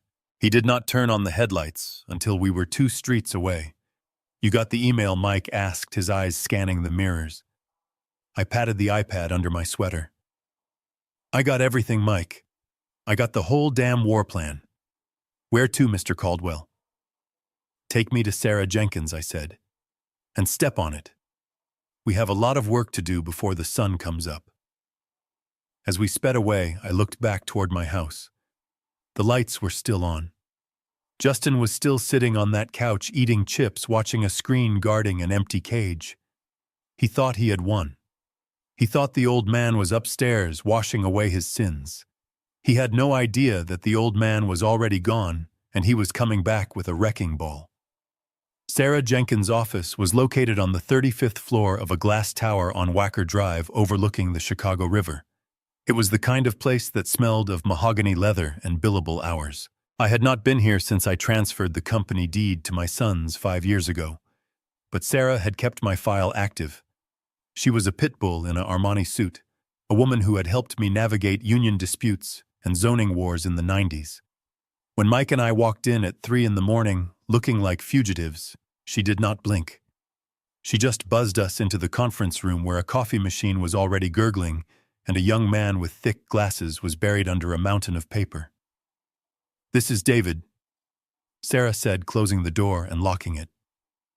"He is a forensic accountant I keep on retainer for cases that require a scalpel instead of a hammer. I woke him up an hour ago. He has been reviewing the scans Megan took photos of." David did not look up. He was typing furiously on a laptop that was connected to a secure server. He looked like a kid who should be playing video games, but when he spoke, his voice was dry and devoid of emotion, the voice of a man who saw the world in columns and rows. "Mr. Caldwell," David said, adjusting his glasses. "I have reviewed the Phoenix file documents you sent over via the secure link Sarah set up. I cross-referenced them with public records and the construction industry database. Your wife was meticulous. She did not just find the smoking gun, she found the bullets, the casing, and the receipt for the powder." "What is the damage?" I asked, sitting down heavily at the head of the table. David turned his laptop around.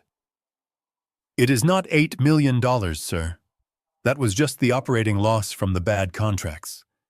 The total debt load, including the hidden leverage and the shadow loans, is $12 million. $12 million. The number sucked the air out of the room. It was an impossible amount. You could not lose $12 million just by being bad at business. You had to work at it. How I whispered. "It is not just gambling," David said, his fingers flying across the keyboard to pull up a complex diagram. "Brandon is not just a bad investor.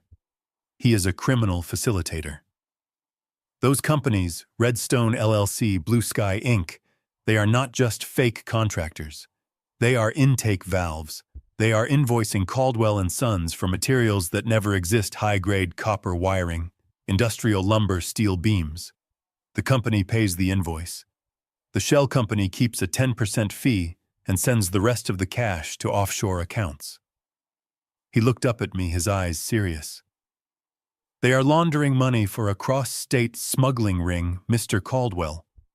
They are moving stolen construction materials across state lines and using your company to clean the cash. That mortgage on your office building, that was not to pay debts. That was the buy-in. That was Brandon putting up collateral to the syndicate to get a bigger cut of the action." I felt cold. My company, the name Caldwell meant quality. It meant integrity. Now it meant a laundromat for thieves. "It gets worse," Sarah said, sliding a piece of paper across the table. We looked into the iPad, the one Catherine hid. We accessed the iCloud account associated with the device. It was synced to the family shared plan, but hidden in a subfolder. Catherine was tracking Megan's online activity. I looked at the paper. It was a printout of a digital receipt from a chemical supply website based in Mexico. The customer name was Jane Doe, but the credit card used belonged to a shell account linked to Megan's personal email. Arsenic trioxide. Sarah said, her voice dropping to a whisper. Industrial grade, odorless, tasteless, and highly effective in small doses over a long period of time. She bought 3 shipments, one 18 months ago, one 6 months ago, and one last week. 18 months ago. That was when Catherine started getting sick. That was when the stomach cramps started. The dizziness. They killed her. They did not pull a trigger, but they poisoned her slowly, weakening her vessels, spiking her blood pressure, until her brain finally gave out. And now they were doing it to me. I stood up and walked to the window looking out at the city lights. I felt a rage so pure and white-hot it almost blinded me. I wanted to go back to that house and tear it down brick by brick with my bare hands. I wanted to hurt them the way they had hurt her. "We need to call the police," Mike said from the corner. He was still holding his tire iron like he expected a fight to break out in the conference room. "This is murder, or attempted murder." Sarah shook her head. "Not yet, Mike. The receipt proves she bought it. It does not prove she administered it. A good defense lawyer like Sterling would argue she bought it for rats or for a garden project. They would claim the video of Brandon talking about supplements was taken out of context. They would claim Harrison is senile and misinterpreted everything just like they planned." She stood up and walked over to me, placing a hand on my shoulder. "Harrison's is not a civil suit anymore. This is not about getting your company back. This is a RICO case. This is conspiracy, wire fraud, money laundering, and attempted murder. If we go to the police now with just this, they might get arrested, but they might also make bail.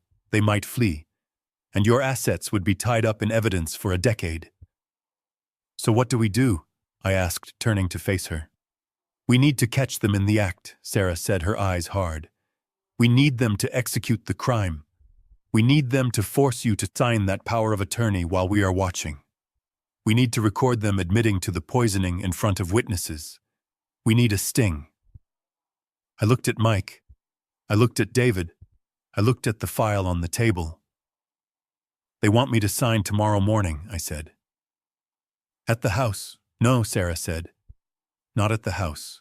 It is too controlled, too many exits, and we cannot get a surveillance team in there without them noticing. We need a location you control. A place where we can set the stage." I thought about it. There was only one place. The place where this all started. The place where Catherine hid the truth. "The office," I said. "The old office downtown." Sarah nodded. "Perfect. It is isolated at night. We can wire it for sound and video within an hour. I can have a team from the district attorney's office there in plain clothes. I still have friends in the major crimes unit. But you have to get them there, Harrison. You have to make them believe you are breaking." I pulled my phone out of my pocket. It was the burner phone Mike had given me. My real phone was still in Justin's pocket back at the house. I knew Brandon's number by heart. I dialed. It rang 4 times. "Hello," Brandon answered, his voice groggy and irritated. "Who is this?" "It is Dad," I said, making my voice sound thin and trembling. "Dad," Brandon shouted. "Where are you? Justin said you disappeared. He said you jumped out a window." "Are you crazy? We are calling the police." "Do not call the police," I pleaded, letting a sob catch in my throat. "Please, son." I was scared. I climbed down the trellis. I just needed to get away. I went to St. Mary's, to the church. I needed to pray to your mother. There was a silence on the line. I could hear Brandon thinking, calculating. He was relieved I was not at the police station. "Okay, Dad," he said, his voice softening into that fake concern. "Okay. You are at the church. Stay there. I am coming to get you." "No," I said. "No. I am done praying. I have clarity now, Brandon. You were right. I am sick. I am confused. I listened to the tape again, and I think I imagined things. I think I am losing my grip. Good Dad, Brandon said soothingly. That is the first step to getting better. Admitting it. I want to end this, I said. I want to sign. I want to go to Silver Lake. I am tired of fighting. I will bring the papers to the church, Brandon said, eager now. No, not the church, I said. It is too public. And I do not want to do it in God's house. Meet me at the office. Mom's old office. Where we found the safe. I want to sign it there. Where she worked. It feels right. Like saying goodbye to her and the business at the same time. Brandon hesitated. Why the office, Dad? It is a construction zone. Please, son, I begged. Just give me this one last thing. Meet me there in 2 hours. Bring Justin. Bring Megan. Bring the lawyer. I want everyone there so there are no questions later. I want to sign it all over. The company, the house, the accounts, everything. Just let me have this dignity. I could hear the greed override the caution in his brain. He saw the finish line. He saw the $12 million debt vanishing. He saw the control he had craved his whole life. Okay, Dad, Brandon said. 2 hours. The old office. Do not go anywhere else. Do not talk to anyone. I promise, I whispered. I will be waiting. I hung up the phone. The room was silent. Sarah was already texting her contact at the DA. David was packing up his laptop. Mike was checking his watch.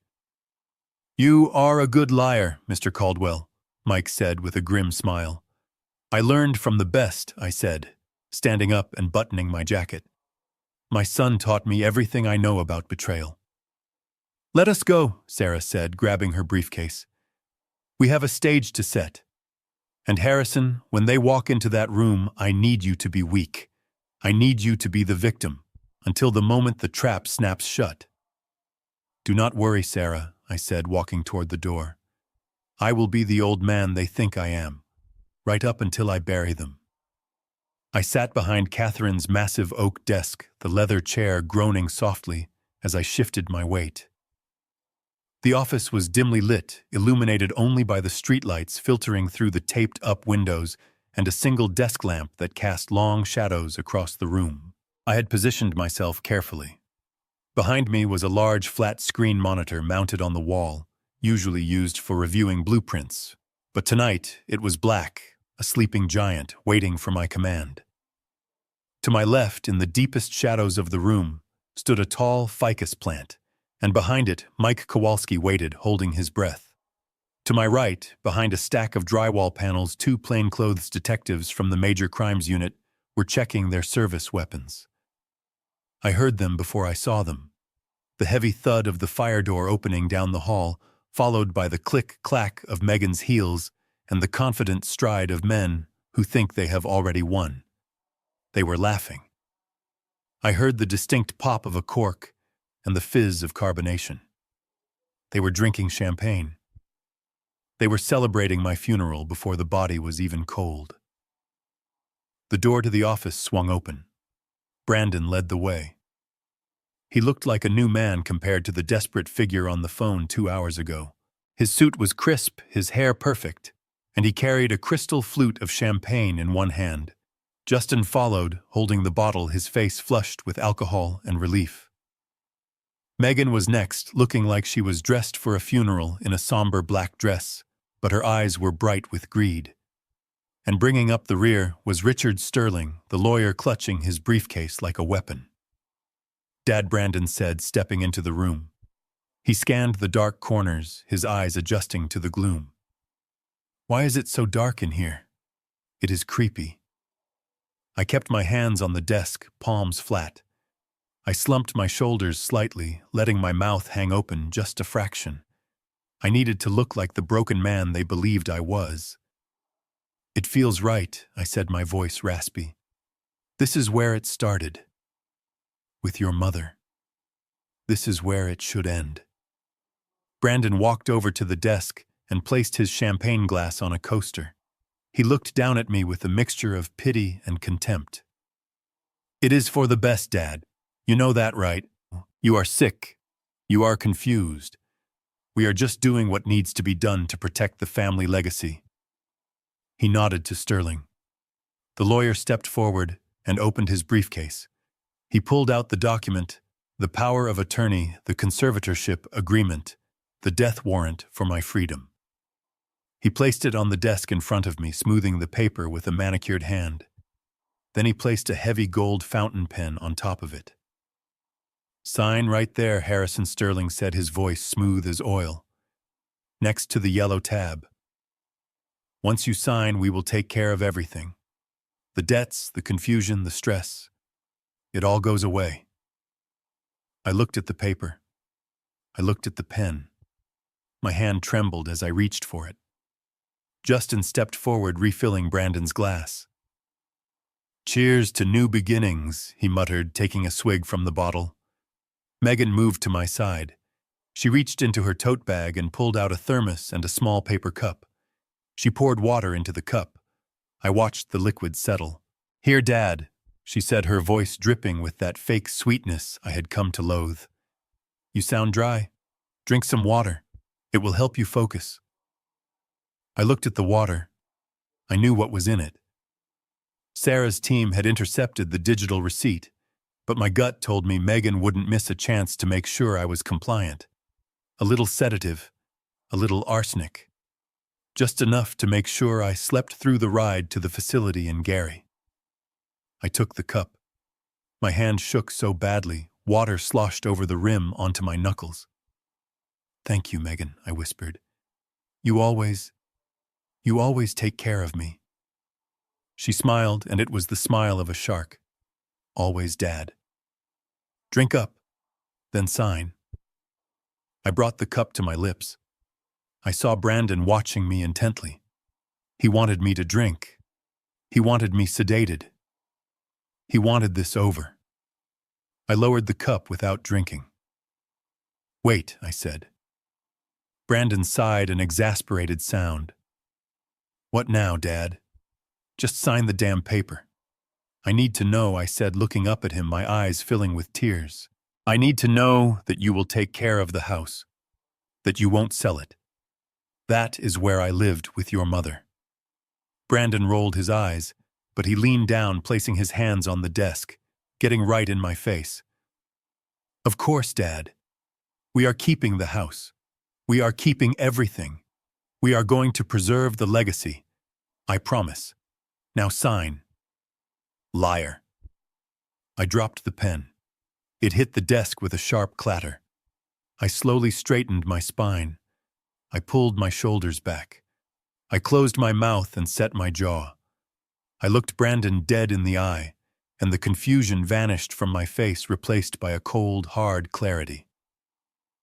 "I do not think I will sign," I said, my voice strong and steady.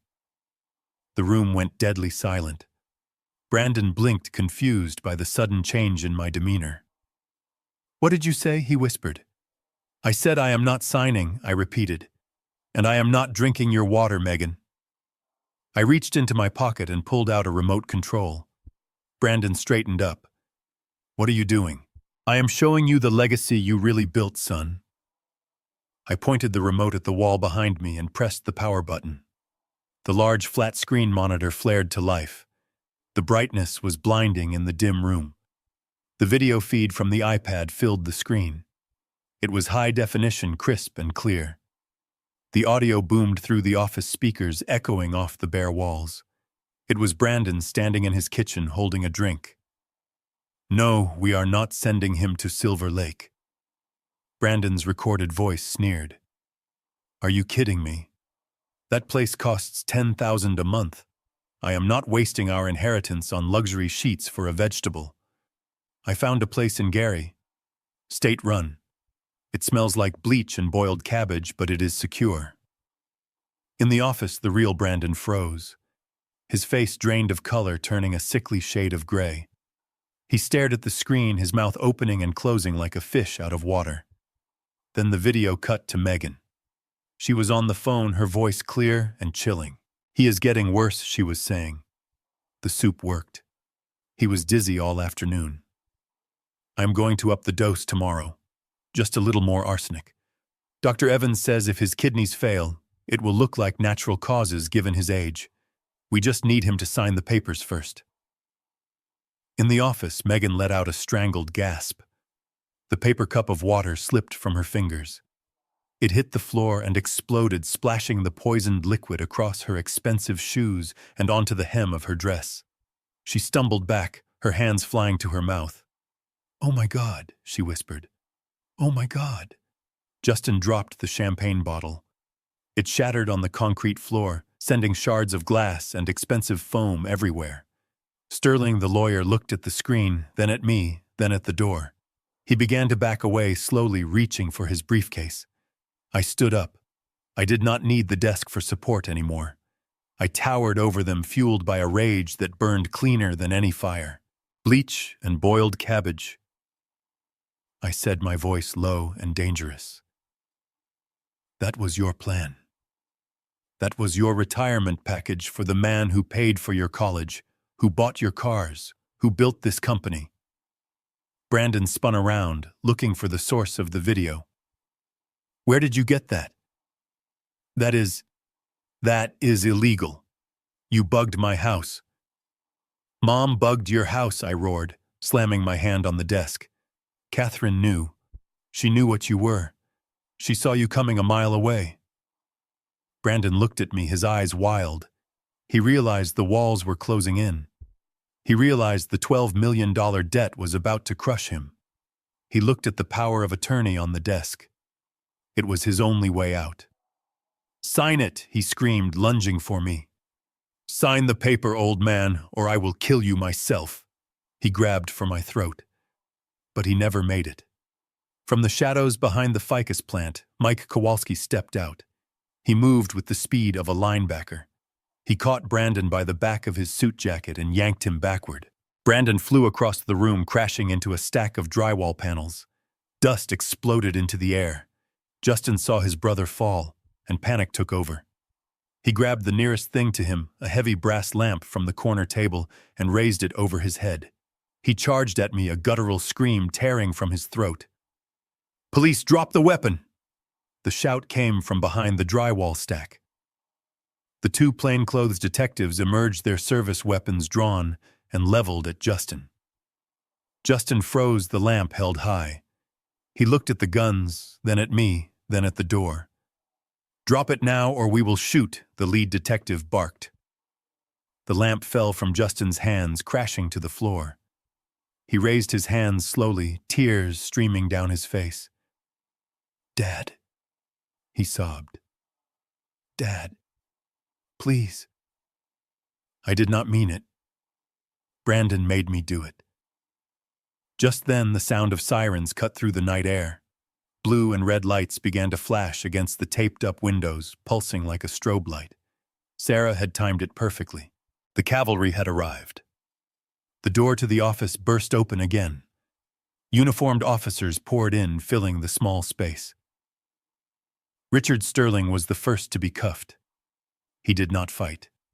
He just hung his head, knowing his career was over. Megan was next. She was screaming hysterically, kicking at the officers, claiming she was pregnant, claiming she was sick, claiming anything that might save her. Two officers hauled Brandon to his feet. He was bleeding from a cut on his forehead, where he had hit the drywall. He looked at me, his eyes full of hatred and confusion. "You are crazy," he spat, as they cuffed his hands behind his back. "You are senile.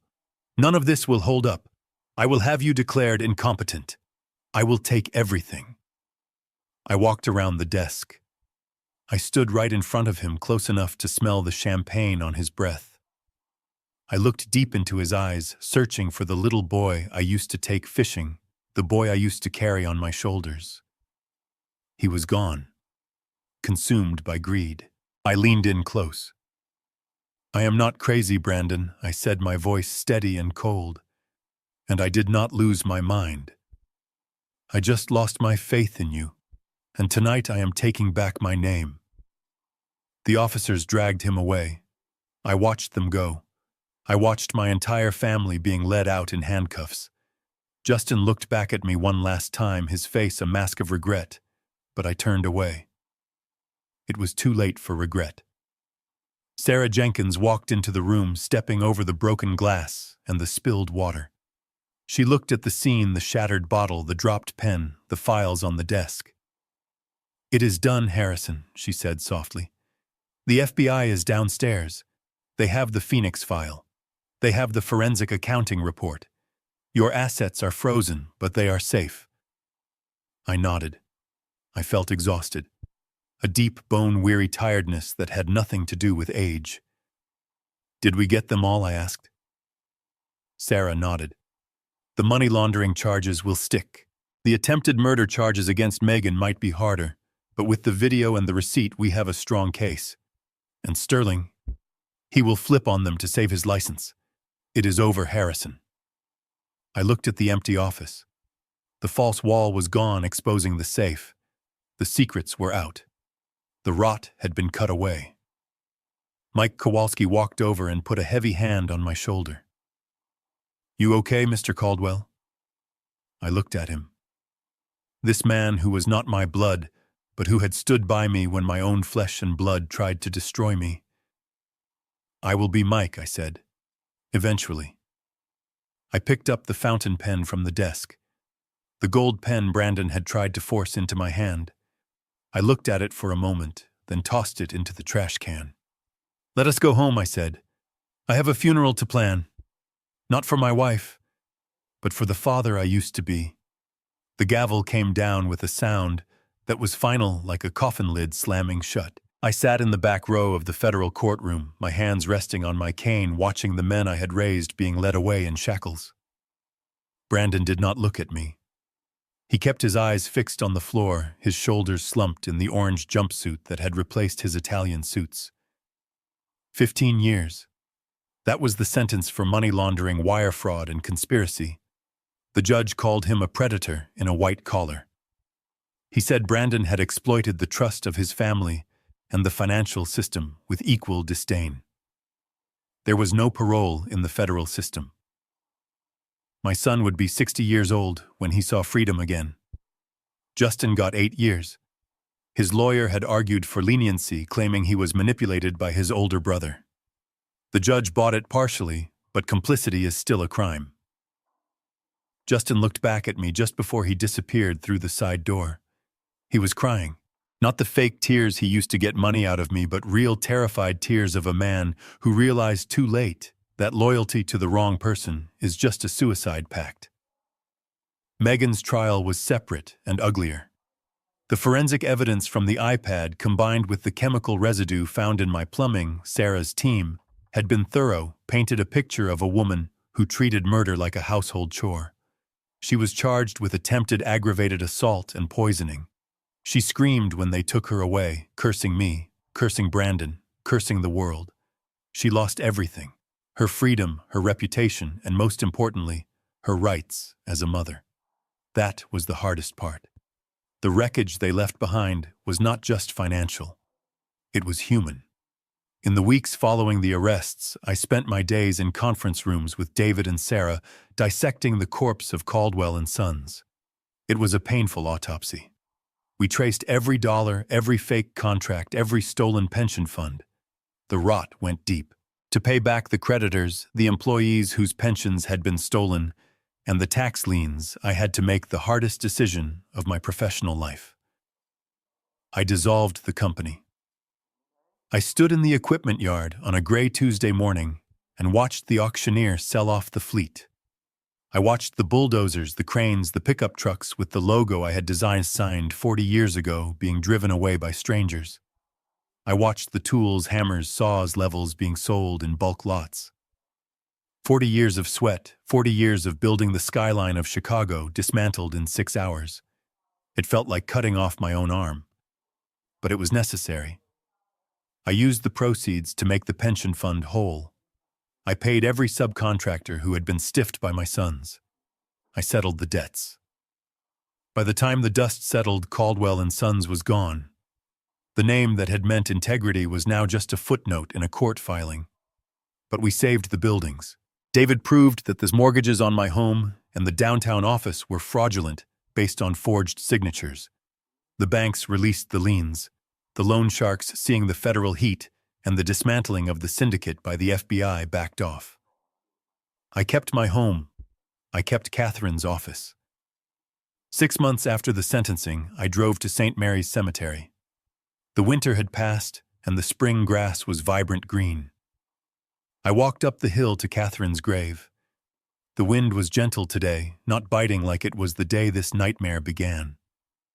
I knelt down and placed a thick file folder on the grass next to her headstone. It was the Phoenix file. I had stamped the front cover with a large red ink stamp, case closed. "I did it, Catherine," I whispered, touching the cold granite. "I cleaned the house. It cost us everything, but the foundation is solid again."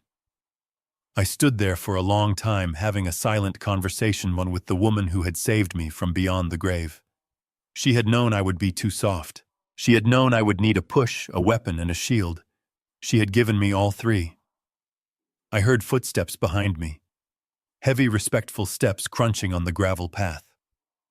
I turned around. Mike Kowalski was standing there holding 2 fishing rods and a tackle box. He was wearing a clean flannel shirt, and his face looked less tired than it had in years. Beside him, holding Mike's hand, was a small boy. Christopher, my grandson. Brandon and Megan's son. They had kept him tucked away in boarding schools and with nannies treating him like an accessory that didn't quite match their lifestyle. A quiet boy with big, sad eyes who had learned early on that being invisible was the safest way to survive in that house. When Megan was arrested and Brandon was sentenced, the state looked for next of kin. I stepped forward. Christopher was 7 years old. He looked at me with a mixture of curiosity and caution. He didn't really know me. To him, I was just the old man his parents complained about. "Grandpa Mike says we are going to catch a monster fish today," Christopher said, his voice small. I smiled. It felt genuine. It felt like the first real smile in a year. "Mike knows where the big ones hide, son," I said. "But you have to be patient." "Can you be patient?" Christopher nodded solemnly. "I can wait." I looked at Mike. The contractor had stayed by my side through the whole ordeal. He had testified. He had helped me clear out the warehouse. He had become the son I wished I had raised. "We ready, boss?" Mike asked. "I am not the boss anymore, Mike," I said, walking over to them. "I am just Harrison. But yes, we are ready." We walked toward the lake, the three of us. We were an odd family. An old man, a contractor, and a boy with no parents. But as we walked, I told Mike about the new plans. "I am not selling the office building, Mike," I said. Mike raised an eyebrow. "No. I thought you were done with construction." "I am done with commercial contracting," I said. "But Catherine wanted a library. I think we can do better than that. I want to turn the whole building into a community center, a trade school. We teach kids how to build, how to wire a house, how to plumb a sink. We give them skills they can own, skills nobody can take away from them." Mike stopped walking. He looked at me, a slow grin spreading across his face. "The Catherine Caldwell Center for Trades," he mused. "I like the sound of that. Who is going to run it?" I poked him in the chest with my cane. "You are. I need a project manager, someone who knows the building, someone honest." "Me," Mike laughed. "I am just a guy with a hammer, Harrison. You are the guy who stood between to me and a thief," I said. "You are the guy who saved my life. You are the director, Mike. I will just be the grumpy chairman of the board who signs the checks." Mike looked at Christopher, then back at me. He nodded, his eyes shining. "I would be honored, Harrison." We reached the water's edge. I helped Christopher bait his hook, showing him how to tie the knot, just like my father had shown me. The sun was setting, casting a golden light over the water. It was peaceful. I thought about Brandon and Justin sitting in their concrete cells. I thought about the greed that had consumed them. They had wanted the gold without the work. They had wanted the harvest without planting the seeds. They had lost their way because they never understood what true value was. I looked at Christopher. He was watching the bobber on the water with intense focus. I would not make the same mistake with him. I would teach him. I would teach him that a man is defined by his word, not his wallet. I would teach him that loyalty is earned, not bought. I would break the cycle. The bobber dipped. Christopher gasped. "Pull, son," I said gently. "Pull." He reeled it in his face, lighting up with pure, unadulterated joy as a small silver fish broke the surface. It was a small victory, but it was his. He had earned it. Took a deep breath of the fresh air. I felt light. The weight of the deception, the heavy cloak of lies I had been wearing for a year, was gone. People say blood is thicker than water. They say family is everything. But sometimes blood turns toxic. Sometimes the branch is rotten, and you have to prune it to save the tree. I had lost 2 sons to greed. It was a tragedy that would haunt me until my dying day. But I had saved the soul of this family. I had saved the future, standing right here holding a fishing rod. I put my arm around Christopher's shoulders. Mike clapped me on the back. "Let's go home, boys," I said. "We have a lot of work to do tomorrow." And for the first time in a year, as the sun dipped below the horizon, I knew that tonight I would finally sleep. We are taught that family comes first, but this journey taught me that shared blood does not grant a license for betrayal. My sons chose the path of easy money and lost their souls in the process. I learned that true family is built on respect, loyalty, and integrity qualities I found in a contractor, not my own children. Protecting my grandson from their toxicity was the hardest thing I ever did, but also the most necessary. Never be afraid to stand alone when standing with others means compromising your values. Dignity is the only currency that truly matters. If this story resonated with you, please hit the like button and subscribe. Tell me in the comments, have you ever had to cut ties with family to save yourself?